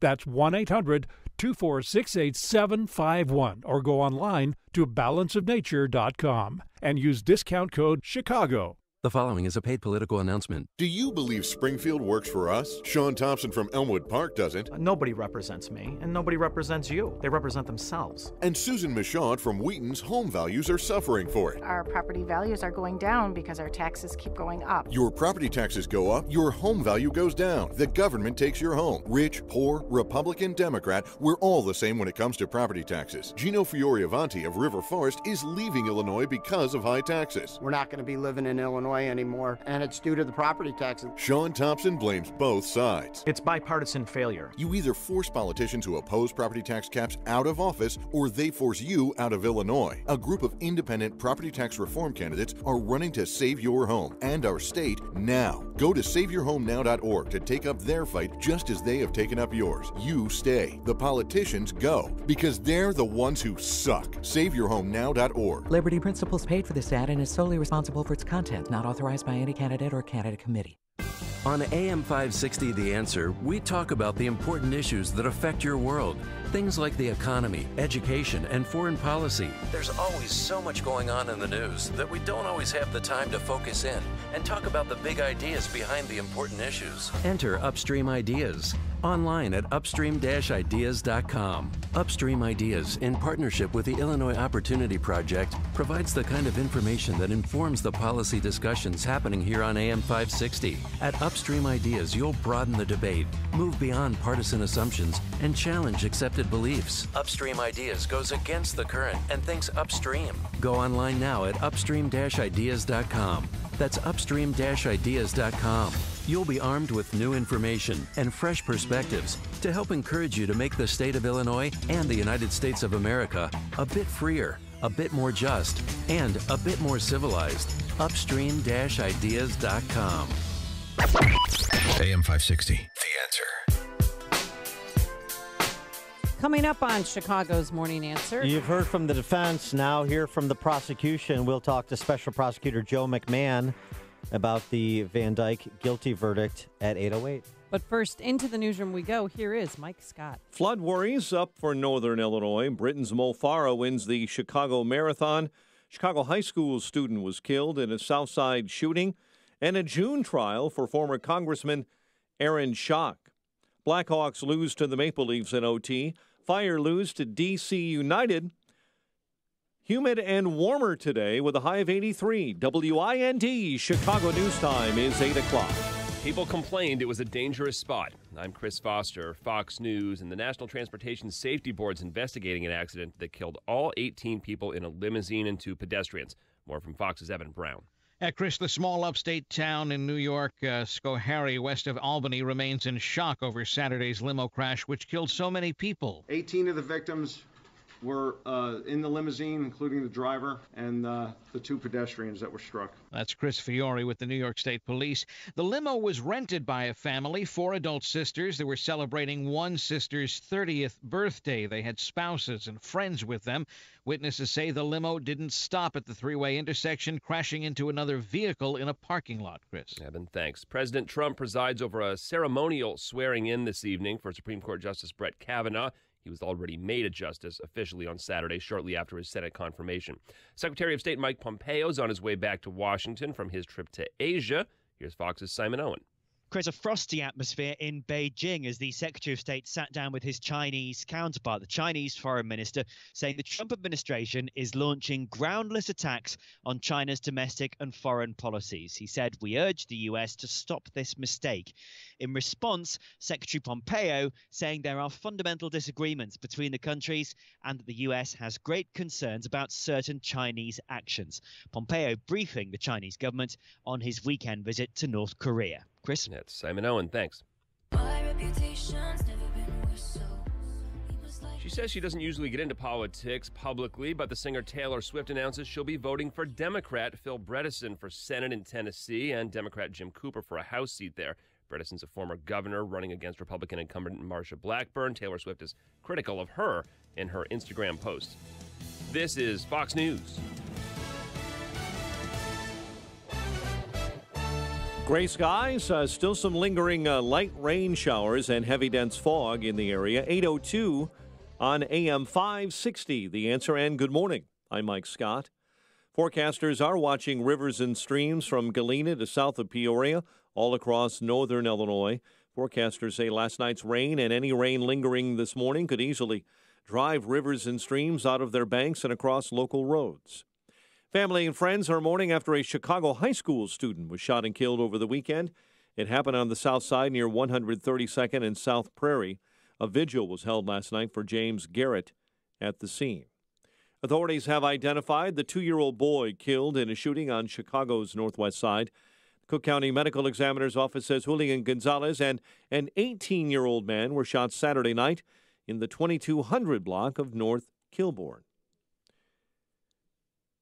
Aaron Schock is again looking at a trial next June. A federal judge last week set Schock's trial for allegedly lying on congressional and campaign finance reports for June.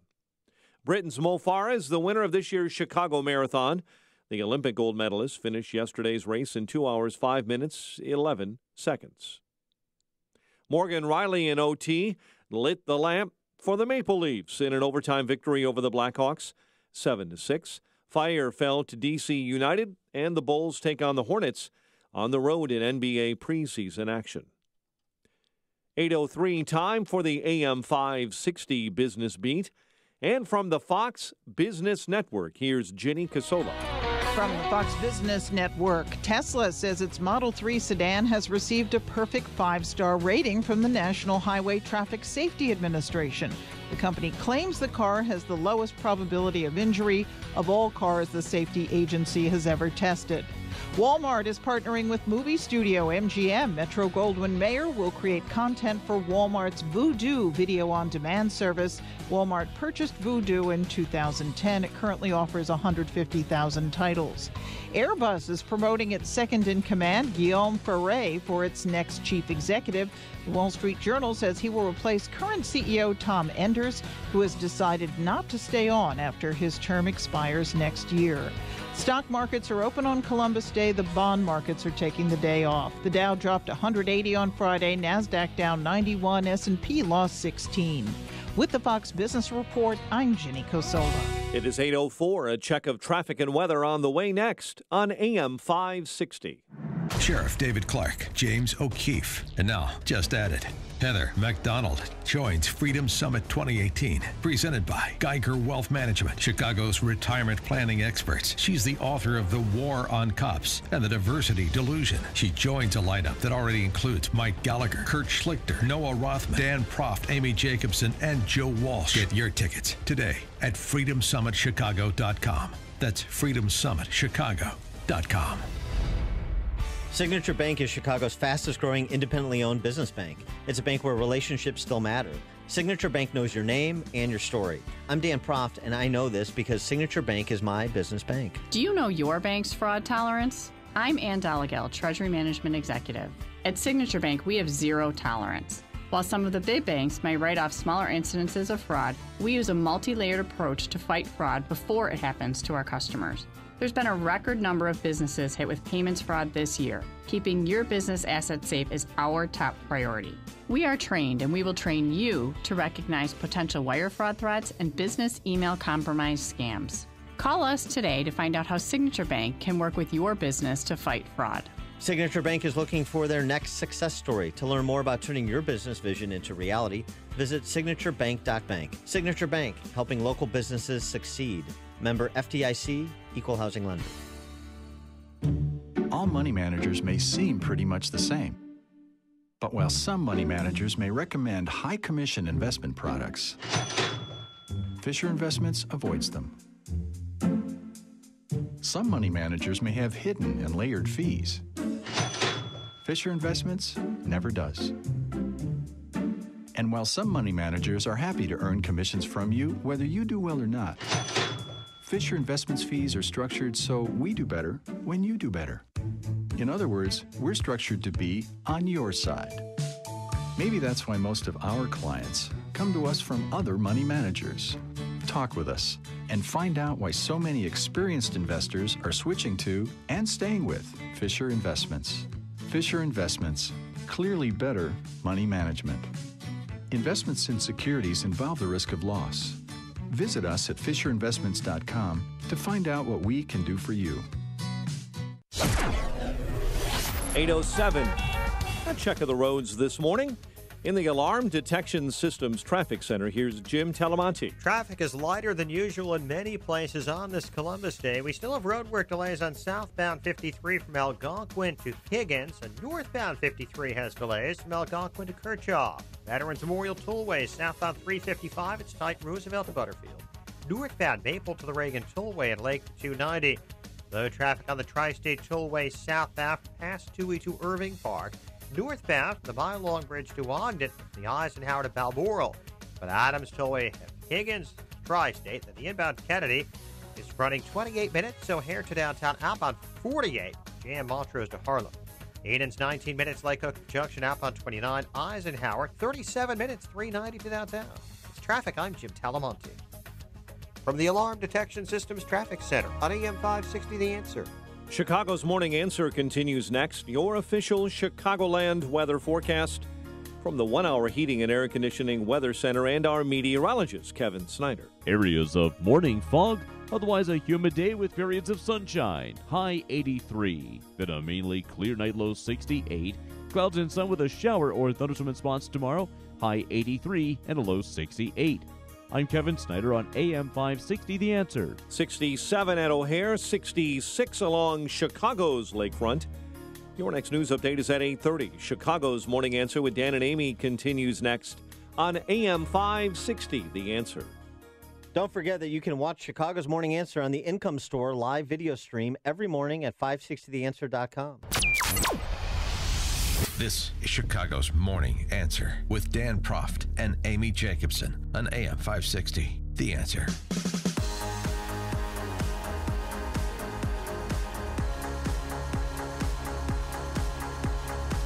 Top of the morning, Dan and Amy. We spoke with Dan Herbert, Jason Van Dyke's defense attorney, at the bottom of the 7 o'clock hour. Coming up, we have Joe McMahon, who is the Kane County State's attorney and the special prosecutor in the case against Van Dyke. He had this to say on Friday after the verdict. The end of this trial marks an opportunity for this city to come together. This investigation, this criminal prosecution of Jason Van Dyke, I believe reflects our shared values and has been the result of people simply doing the right thing. Today, our justice system fulfilled its obligation of justice for all. And, of course, the implications, this is an international story, the implications extend beyond this case and beyond this city and state.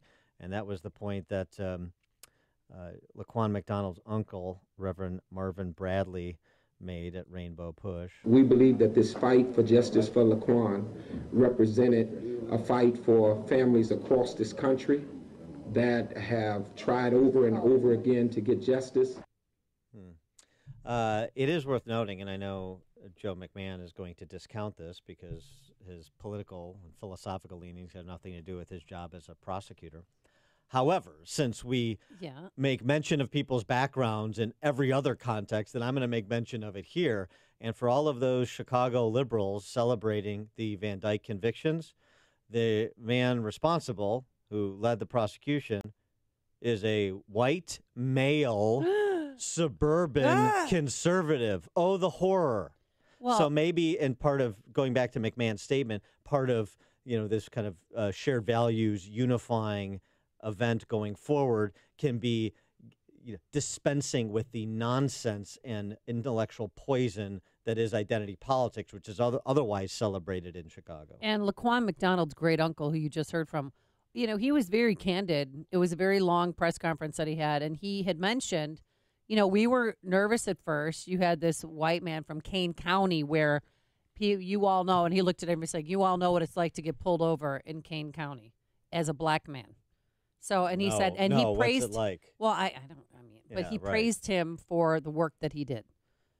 Yeah. And thanked him. So he said, because others wouldn't believe him, but we believed in this man, and he delivered. So perhaps a teachable moment on multiple levels here, and that's one of the underreported levels, I would suggest. For more on the prosecution and the verdict, we're pleased to be joined by the aforesaid Kane County State's Attorney, special prosecutor in this case. I think a lot of people forgot that. There was a special prosecutor from outside Cook County in this case, and his name is Joe McMahon, who joins us now. Joe, thanks for being with us. Appreciate it. Glad to be here, Dan and Amy. Thanks. Just the process for you and your team being brought in from outside Cook County to try this politically, racially charged case in Cook County. Give us some background on that. So maybe 2.5 years ago, I think it was probably June of 2016, I received a letter from Judge Gaughan. I think it was a letter that he sent out to a number of other state's attorneys across the state. I don't know for sure, but I know I'm not the only one. Asking if I was willing to accept the appointment of special prosecutor. And I looked at that. I considered it. I talked to colleagues of mine inside and outside the office about whether I should accept the appointment, what that would mean for our workload internally, and ultimately decided it was the right thing to do. I feel very strongly that the case should have been prosecuted by a public prosecutor, as one of the state's attorneys or one of the public prosecutors across the state. And I knew I could put together a team that could do it. What was What was the biggest challenge you faced? Probably the workload on this case was immense at times. I mean, the volume of information that was transitioned from the Cook County State's Attorney's office to my office, getting up to speed on that as quickly as possible. And then, the other big challenge, you touched on it just a moment ago, overcoming the public perception of, could I do it? Could we do this case? How would we be received by the community? And this case, because of all of the issues that are, part of the narrative on this case, our work needed to be accepted by the community. And then we needed to be able to deliver on those results in the courtroom. Most of those reacting who wanted to see Jason Van Dyke convicted are satisfied with the verdict, the conviction for second-degree murder, the 16 counts of aggravated assault with a firearm. Were you satisfied with the verdict? Is that what you anticipated? I am absolutely satisfied. The jury was incredibly thoughtful, and we certainly watched them during the trial. They were, very attentive. To get to second-degree murder, they had to find that we proved first-degree murder beyond a reasonable doubt, and then they worked through the jury instructions and the law on whether or not there's a mitigating factor, and they found that. And they found him guilty of all 16 aggravated battery counts.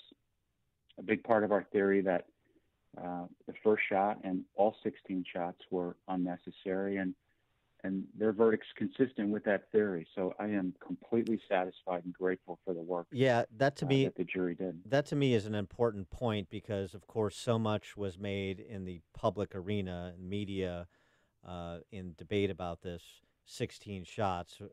And the key here is the first shot was as unlawful as the 16th, according to the jury, so he should have never discharged his weapon.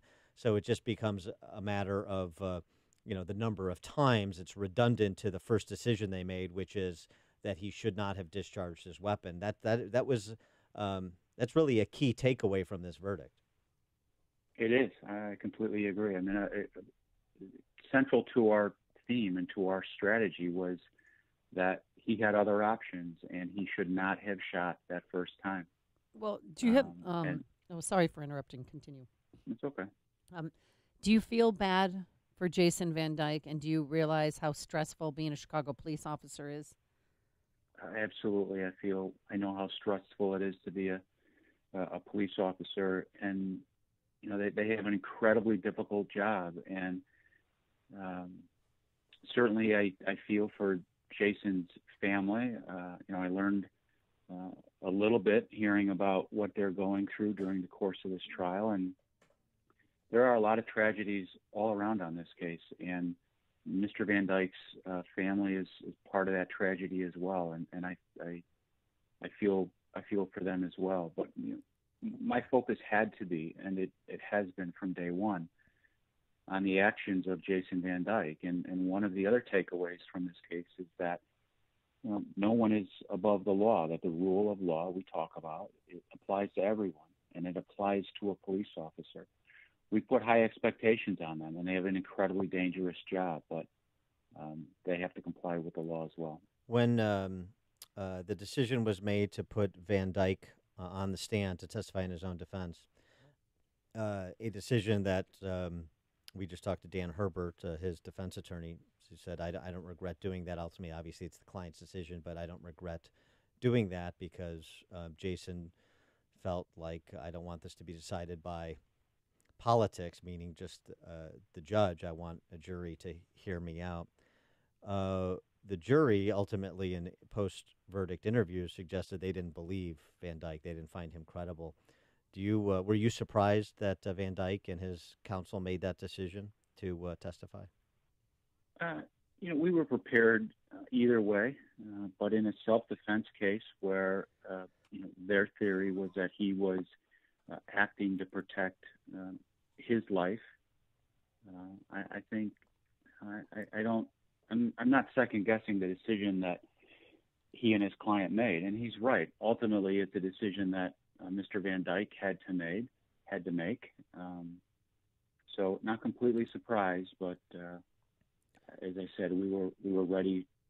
We were ready for his testimony. Herbert also said that the expectation, as the FOP announced, is that they will appeal this decision. He believes, does Herbert, that there are appealable issues, both the decision by the judge not to accede to a change of venue, as well as the jury instructions per what the defense had requested, what the judge decided, and some of the comments by jurors after the fact. For example, Herbert mentioned one juror saying he should have, used something less lethal than his gun initially, and that runs afoul of the jury instructions. How do you respond to the possibility of an appeal and those as appealable issues? Well, every criminal conviction results in an appeal, so it doesn't surprise me that they're saying there's going to appeal. There is an appeal in every criminal case. We went through extensive pretrial hearings on the change of venue issue. The judge heard from two experts, one that we brought in who was local and one that they brought in from another state. And then to follow up on that, the judge went through really detailed jury questioning, individual questioning about people's ability to be fair. And if they did know something about the case prior to its start, would they have the ability to set that aside and make a decision based on just what they heard during the trial? And that was made crystal clear during jury selection. So, well, I recognize that that'll be an appeal. We're prepared for that, and I'm confident in the approach that Judge Gaughan implemented and followed in this case. What do you expect to happen at the sentencing hearing? How many years do you think he'll get behind bars? Can you predict that, or any thoughts? Yeah, so I'm not going to predict that. We're just starting. I mean, we have done some preliminary work on sentencing issues, but I'm going to restrict my comments to what sentencing should be once we're in court at that sentencing hearing. Ultimately, that's a judicial decision. That is, I can make a recommendation, but ultimately that's a decision for Judge Gahn to make. Dan Herbert, Van Dyke's defense attorney, suggested he may be facing as few as 6 years in prison. That seems like that sentence would not be received well from the public. Perhaps it wouldn't be received well by you either. Can you give us a sense of order of magnitude? Are we talking about a sentence that's likely counted in decades and not individual years? What I'm prepared to do is talk about the possibility, and you both and your listeners know what that range is. On second-degree murder, under the law, he's eligible for probation, and if he's sentenced to prison, the range is between 4 and 20 years. On the aggravated battery counts, the sentencing range, it is a mandatory prison sentence, and that range is between 6 and 30. So we'll confine our arguments to the sentencing range, and again, that's a decision for Judge Gahn to make.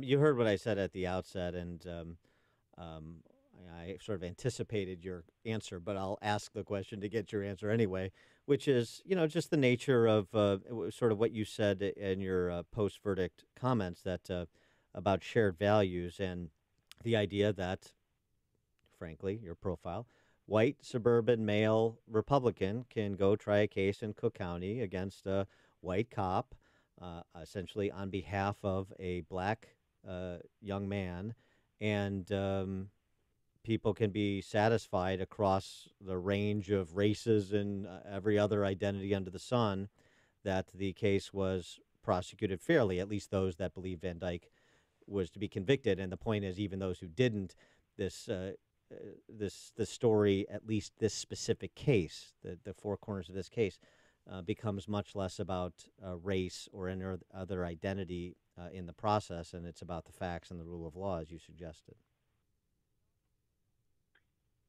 People across this state and across this country expect honesty. They expect its public servants to work hard and to do that work with integrity. And that message resonates across every corner and every community and across the spectrum, the political spectrum of this state. And that's what I knew we would bring. And that's what we did our best to make sure we did in this case. Dan Herbert said that that verdict will result in Chicago police officers becoming security guards. Is that a concern? Do you have a comment about that comment? The police officers that I know go to work every day, and they work hard, and they put their lives on the line. They make personal sacrifices. It takes an incredible toll on them immediately or emotionally. And I know they'll continue to do that. They go to work because they believe in protecting the public, and I'm grateful for that. And I believe that police officers will continue to do that across this country. He is Joe McMahon. He's the Kane County State's Attorney who was the special prosecutor in the Jason Van Dyke case. Joe, thanks so much for joining us. Appreciate it. Thanks for having me, both of you. Have a great day. You too. Yep. And he joined us on our turnkey.pro answer line. Before you see it on TV, share it on Facebook, or read about it in the paper. Hear it here first. This is Chicago's Morning Answer on AM 560. The Answer. Looking to secure financing on a new home? Then you need to call Team Hochberg. Stephanie, account manager, contacted her credit union to get pre-qualified for a mortgage. Bad move. The credit union's alleged mortgage expert informed Stephanie she couldn't purchase a home without a cosigner. Wrong. Stephanie's grandfather would cosign, but she wanted to do it herself. After hearing hundreds of our ads, Stephanie called for a free consultation. An experienced Team Hochberg mortgage professional answered Stephanie's questions and helped her secure a mortgage without a cosigner. Let's review. The inexperienced mortgage professional at Stephanie's credit union stated she needed a cosigner to purchase a home, and Team Hochberg secured her a mortgage without a cosigner. When securing a mortgage, you could either get terrible advice at your credit union, or you could call Team Hochberg at 312-751-1333. Team Hochberg has helped thousands of AM 560 listeners, but we can't help if you don't call 312-751-1333 or visit am560david.com. Pearl Mortgage, an equal housing lender, Illinois residential mortgage licensee 4358 and MLS 19186. Hey, Turnkey IT knows that computer networks and all things IT are the vital heartbeat of any company. However, keeping up with hardware and software to hiring and managing IT staff can be costly and time-consuming, but there is a different solution. Your business can have a full-time IT department for only $795 a month. That's what Turnkey's IT all-in small business package is for. You get world-class, wow, that's impressive, world-class help desk, on-site and remote support, which is really, it's awesome. There's monitoring of network resources, 365 hosting, cloud backup, antivirus, and so much more, plus new hardware every 4 years. Hey, where can you hire a reliable and highly capable employee for less than $10K per year? Well, you don't have to worry about it with Turnkey IT. From 1 person to 200 employees, it's easy and affordable with Turnkey IT. You run your business, they'll handle the technical stuff. So visit turnkey.pro today. That's turnkey.pro. Balance of Nature's fruits and veggies in a capsule.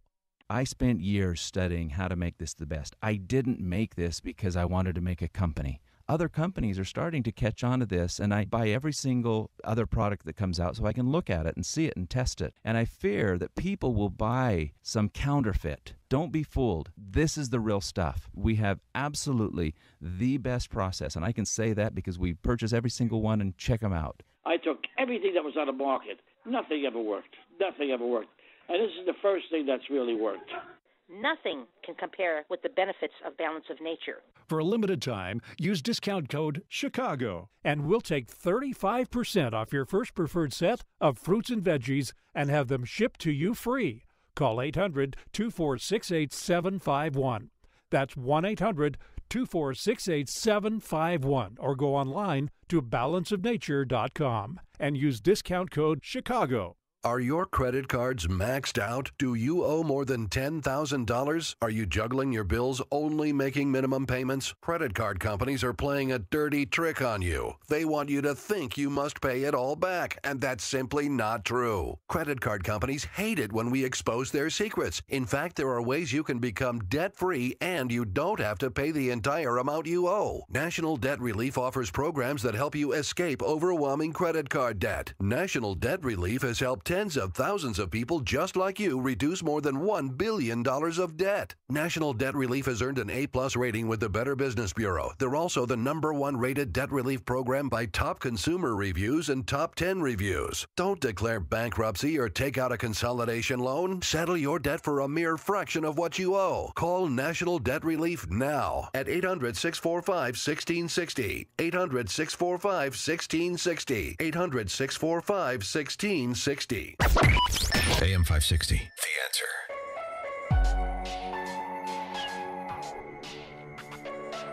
Coming up on Chicago's Morning Answer. How the Kavanaugh confirmation process has changed the political landscape 30 days from the midterms. We'll discuss that with Wisconsin Republican Congressman Sean Duffy at 8:38. But first, let's head into the newsroom and catch up with news here at home and around the world. Very busy weekend, that's for sure. Here is Mike Scott. Fog and rain have begun to part, 68 degrees. 3 are wounded following a shooting in Chicago's Pullman neighborhood. Chicago police say they're investigating at this hour. A trio was found shot inside of a vehicle early this morning in the 600 block of East 115th. All 3 are hospitalized, and there is no one in custody. Millions could be in the path of another big storm. A hurricane watch has been posted for Florida's Panhandle and the Big Bend region of Texas as Tropical Storm Michael churns away between Cozumel, Mexico, and the western tip of Cuba. The NTSB is investigating what it is calling the deadliest transportation accident in the U.S. since 2009. A limousine crashed in upstate New York over the weekend. That crash killed 20. I've been on the board for 12 years, and this is one of the biggest loss of lives that we've seen in a long, long time. This is the most deadly transportation accident in this country since February of 2009. NTSB Chairman Robert Sumwalt. Brett Kavanaugh taking his place on the highest court in the country, sworn in Saturday after a 50-48 vote in the Senate. President Trump has announced that an official swearing-in ceremony will happen this evening. It's going to be hard for the Justice Kavanaugh to have public confidence going forward. according to Senator Lamar Alexander. And it would be fundamentally unfair to allow people to make accusations against someone and by simply doing that, destroy their reputation and their opportunity to serve in public life. Alexander on NBC's Meet the Press. A dozen dead following an earthquake in northern Haiti, 188 wounded. Here in the Chicago area, in fact, for much of the northern part of the state, forecasters are on the lookout for flooding rivers and streams. A flash flood watch is in effect for most of western, northern, and northwest Illinois through later on this morning. Authorities have identified the 2-year-old boy who was killed in a shooting on the northwest side. Cook County Medical Examiner's Office says Julian Gonzalez and an 18-year-old man were shot Saturday night in the 2200 block of North Kilbourne. Britain's Mo Farah is the winner of this year's Chicago Marathon. The Olympic gold medalist finishing yesterday's race in 2 hours, 5 minutes, 11 seconds. Kenya's Bridget Kosgei won the women's race, 2 hours, 18 minutes, 35 seconds. Maple Leafs, a comeback 7-6 win over the Blackhawks in OT. Patrick Kane had 2 late goals. Fire fell 2-1 to D.C. United. Bulls take on the Hornets tonight in road action in the NBA preseason. The Brewers are headed to the NLCS. They blanked the Rockies 6-0. Game 3 of their division series. The Braves are still alive in the baseball postseason after a 6-5 win over the Dodgers. The news service of Unbound.org. Right now, young people across the world face a tough choice. Continue their dream of education or drop out to help their family put food on the table. You can help change their future in a single moment. See how far your support can go at Unbound.org. 8:33, we'll have a check of traffic and weather on the way next on AM 560. Dennis Prager doesn't see the recognition of Trump's accomplishments. The left blew it. Donald Trump has achieved a tremendous amount. Since 1969, this is the lowest number of people filing for unemployment insurance. Do you realize what the headlines would be if this was Hillary Clinton or any Democrat? It would be banner headlines. It's ignored. The Dennis Prager Show. Weekdays at 11, right before Sean Hannity at 2 on AM 560. The Answer. Hi, Barry Sterner, owner of Townstone Financial. I could talk to you all day about how I feel about Townstone's service, low closing costs, and great rates. But how about listening to one of our customers? My name's Elisa French. We've had such good experience with Townstone Financial and specifically Barry Sterner that when my mom was looking to move to Chicago, the first thing I said to her was, she had to call Townstone and got in touch with Barry Sterner, which again, amazing relationship. My sisters, when I am able to ask a question and I have many questions when it comes to this, he really almost holds my hand with his knowledge and explains in such an easy way, and it makes me feel comfortable. So it's easy for me to recommend him. Remember, nobody values your business more than Townstone Financial, and I'm always available to answer your questions. Call me now, Barry Sterner, 312-896-2111. That's 312-896-2111. Or go to townstone.com. That's TOWNSTONE.com. Townstone Financials, Indiana, Michigan, Wisconsin, Florida, Illinois, mortgage licensee 6629 and NMLS 136639, equal housing lender.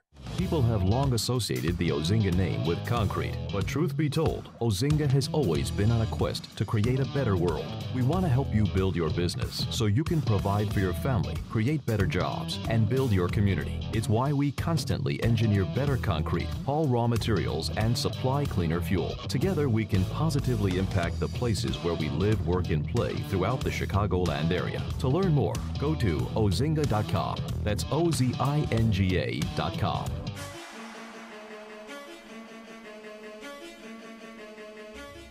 Chicago has long been a hub of architectural innovation, and the future of Chicago building isn't stopping anytime soon.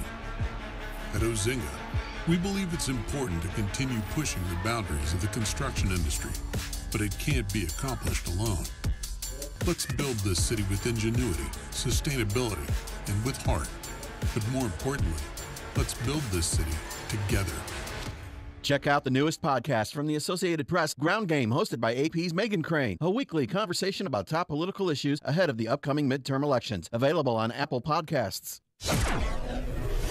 It is 8:35. Let's check the roads in the Alarm Detection Systems Traffic Center. Here is Jim Talamonte. Tri-State Tollway southbound traffic is heavy 190 to Irving Park and St. Charles to the Eisenhower with a crash on the shoulder. Northbound delays are from the Stevenson to Ogden and from the Eisenhower to Balmoral. Veterans Memorial Tollway. Delays northbound Maple to the Reagan Tollway. 53 has southbound delays Algonquin to Higgins. Edens runs 19 minutes from Lake Cook to Montrose, outbound 29. Kennedy, just 28 minutes, O'Hare to downtown, but outbound 40. Delays from Montrose to Nagel. Down to Eisenhower, 42 minutes, 390 to downtown, 23 from Manheim. Outbound 46 minutes to 390. Stevenson, 46 minutes, 355 to Lakeshore Drive. Outbound 37. Ryan is 25 minutes, 95 to downtown. Bishop Ford, 25 minutes, 80-94 to the Verge. It's traffic. I'm Jim Talamonte from the Alarm Detection Systems Traffic Center on AM 560 The Answer.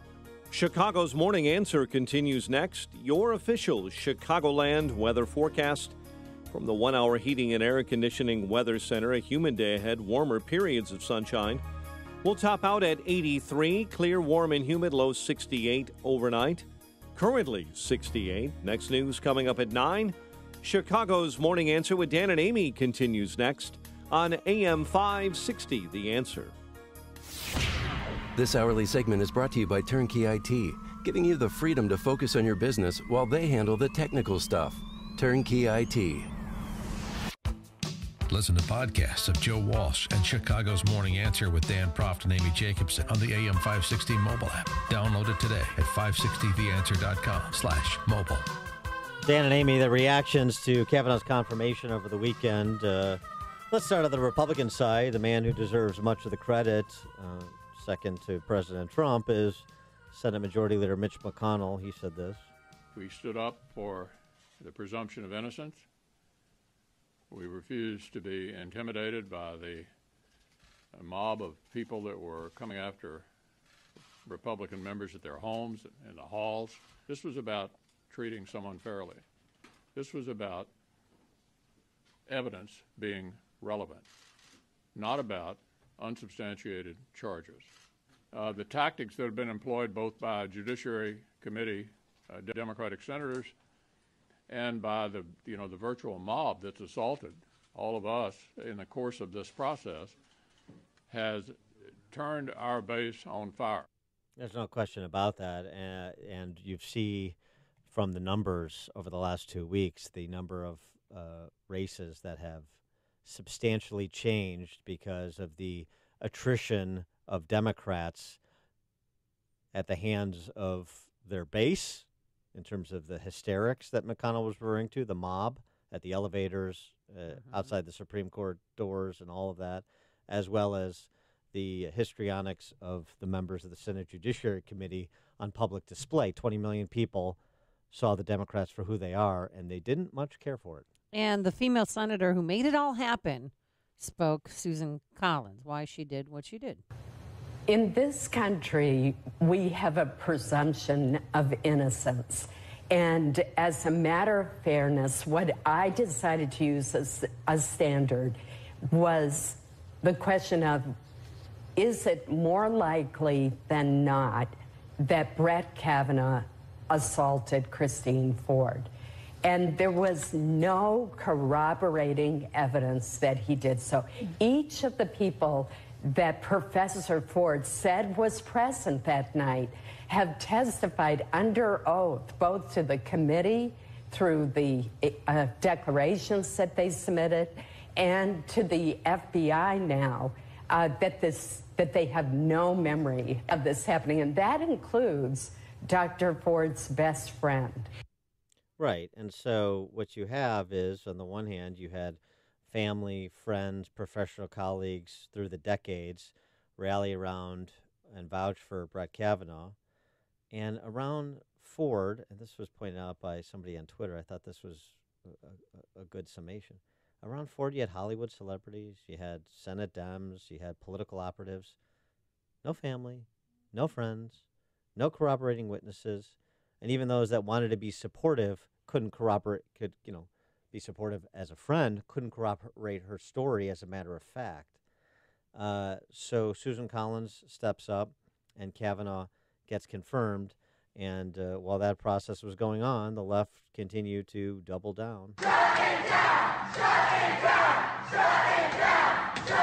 Banging on the doors of the Supreme Court. See that one woman who was literally, I mean, you can break a bone if you hit something that hard. Protesting is a full contact sport for the left. Mike Pence presiding over the actual confirmation vote and needing a full phalanx of sergeants at arms. Sergeant at arms will restore order in the gallery.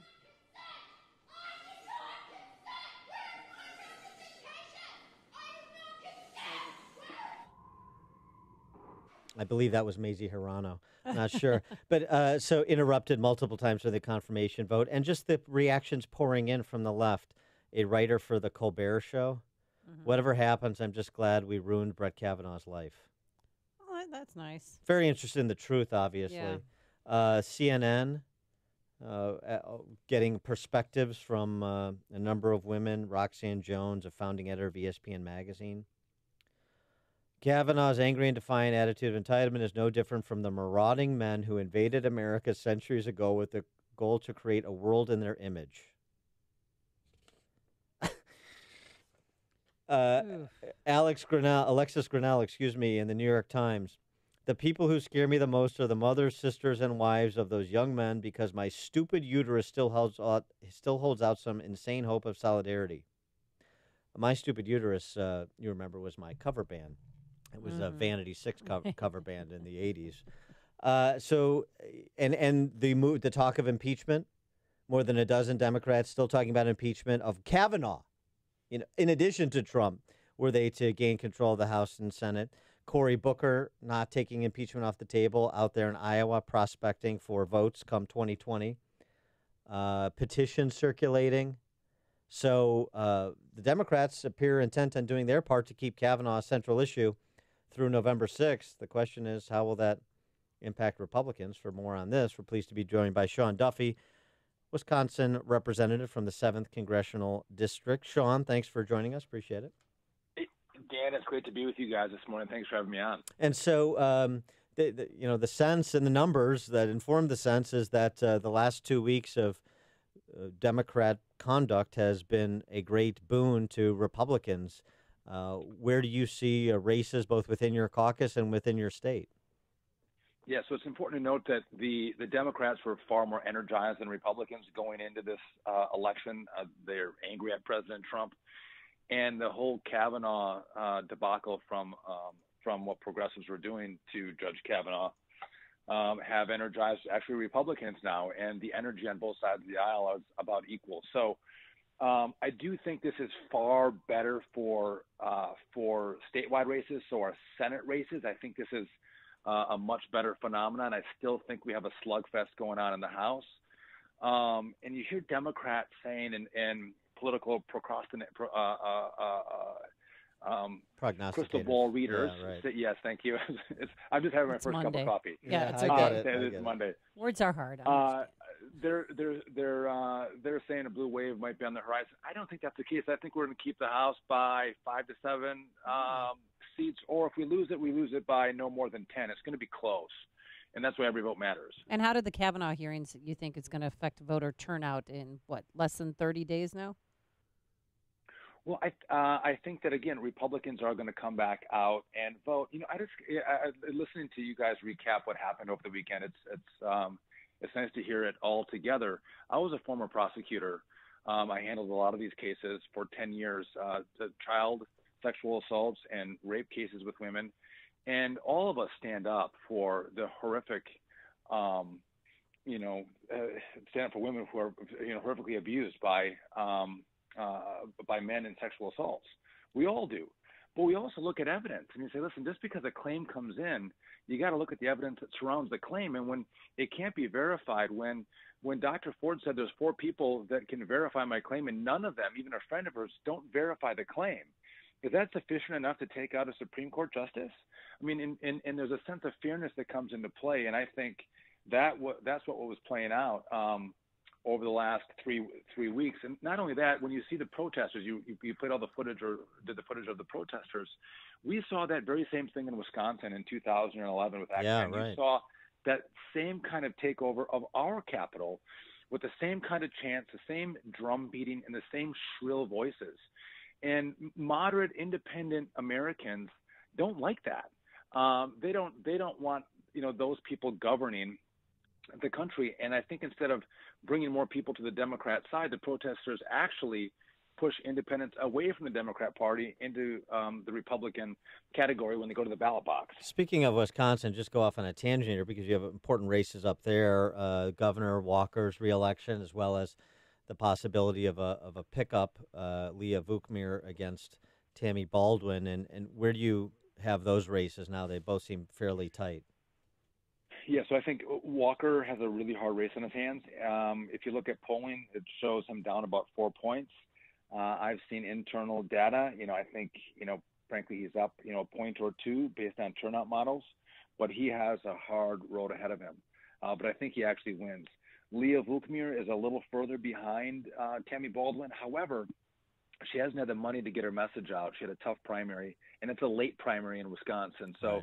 As she started to have more money come into her coffers, she's been able to get her message out, and I think she's going to close the gap, and we're going to see a close race there too. Tammy Baldwin, if she wins, will win by maybe 2 points, but I think Leah Vukmir, frankly, can squeak out a victory by 1 point up in Wisconsin. And here, we're considered a blue state, but we've been trending more to the right because of the successes we've had. I mean, what we've done in Wisconsin, you now see Donald Trump doing on the federal side, where we reduced regulation, we lowered taxes, and we saw great economic growth. We saw us balancing our budget, but frankly, that's not happening in the federal government, but we did balance our budget in Wisconsin.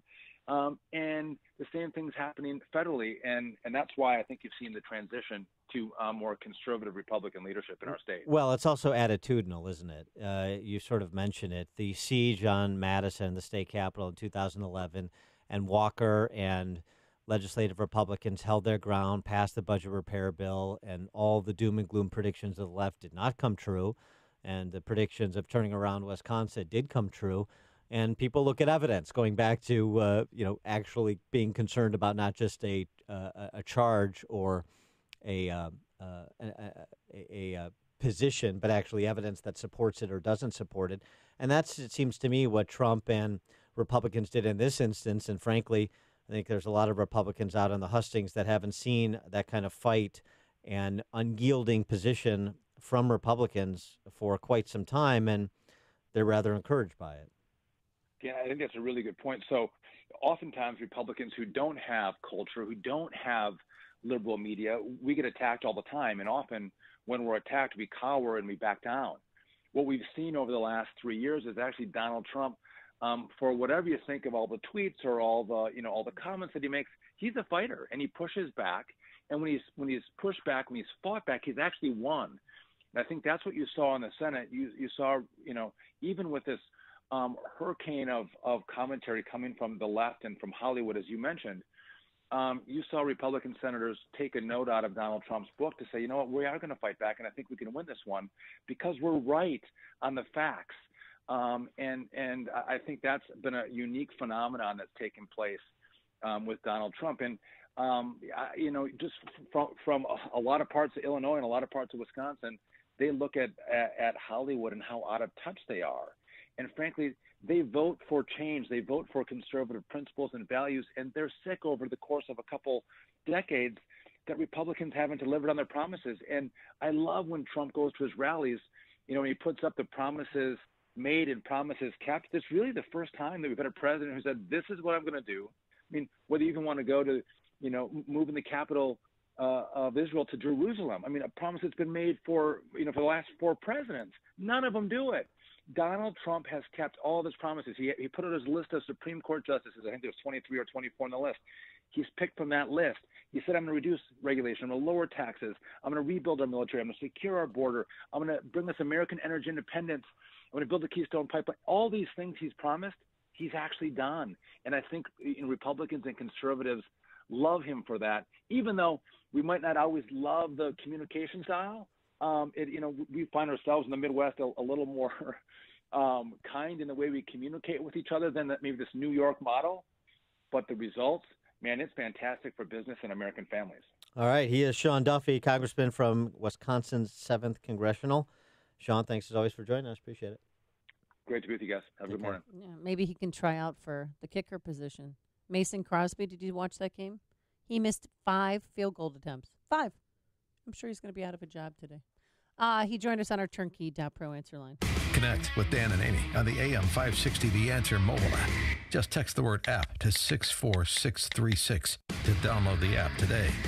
The following is a paid political announcement. Do you believe Springfield works for us? Sean Thompson from Elmwood Park doesn't. Nobody represents me, and nobody represents you. They represent themselves. Ann Peterson from West Chicago isn't getting her money's worth out of Springfield. I don't believe that we're getting additional value for the additional taxes that we're paying. Your property taxes go up, your home value goes down. Politicians waste your money. The government takes your home. Rich, poor, Republican, Democrat, we're all the same when it comes to property taxes. Gino Fioravanti of River Forest is leaving Illinois because of high taxes. We're not going to be living in Illinois anymore, and it's due to the property taxes. They've just gotten out of control. It's bipartisan failure. You either force politicians who oppose property tax caps out of office, or they force you out of Illinois. A group of independent property tax reform candidates are running to save your home. Go to SaveYourHomeNow.org to take up their fight just as they have taken up yours. You stay. The politicians go, because they're the ones who suck. SaveYourHomeNow.org. Liberty Principles paid for this ad and is solely responsible for its content, not authorized by any candidate or candidate committee. If you're managing your business, listen up. The last thing you want to worry about is your IT department. But did you know for $795 a month, you can get an IT department thanks to Turnkey IT? From 1 employee to 200, they can handle all the technical stuff so you can run your business. That's what Turnkey's IT all-in small business package is for. You get that world-class help desk, on-site remote support, monitoring of your network resources, 365 hosting, cloud backup, antivirus, and so much more, plus new hardware every 4 years. It's easy and affordable with Turnkey IT. You run your business. They'll handle the technical stuff. To find out more information and to sign up for the program, go to turnkey.pro. That's turnkey.pro. My number 2 does not look like a number 2. I don't know what to call it. Is there a number 3? Table for 4, please. Anything close to the restroom.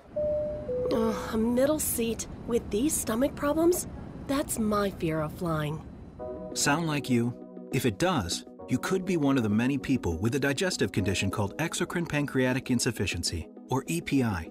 Even if you don't know what EPI is, you might know the symptoms: frequent diarrhea, gas, bloating, stomach pain.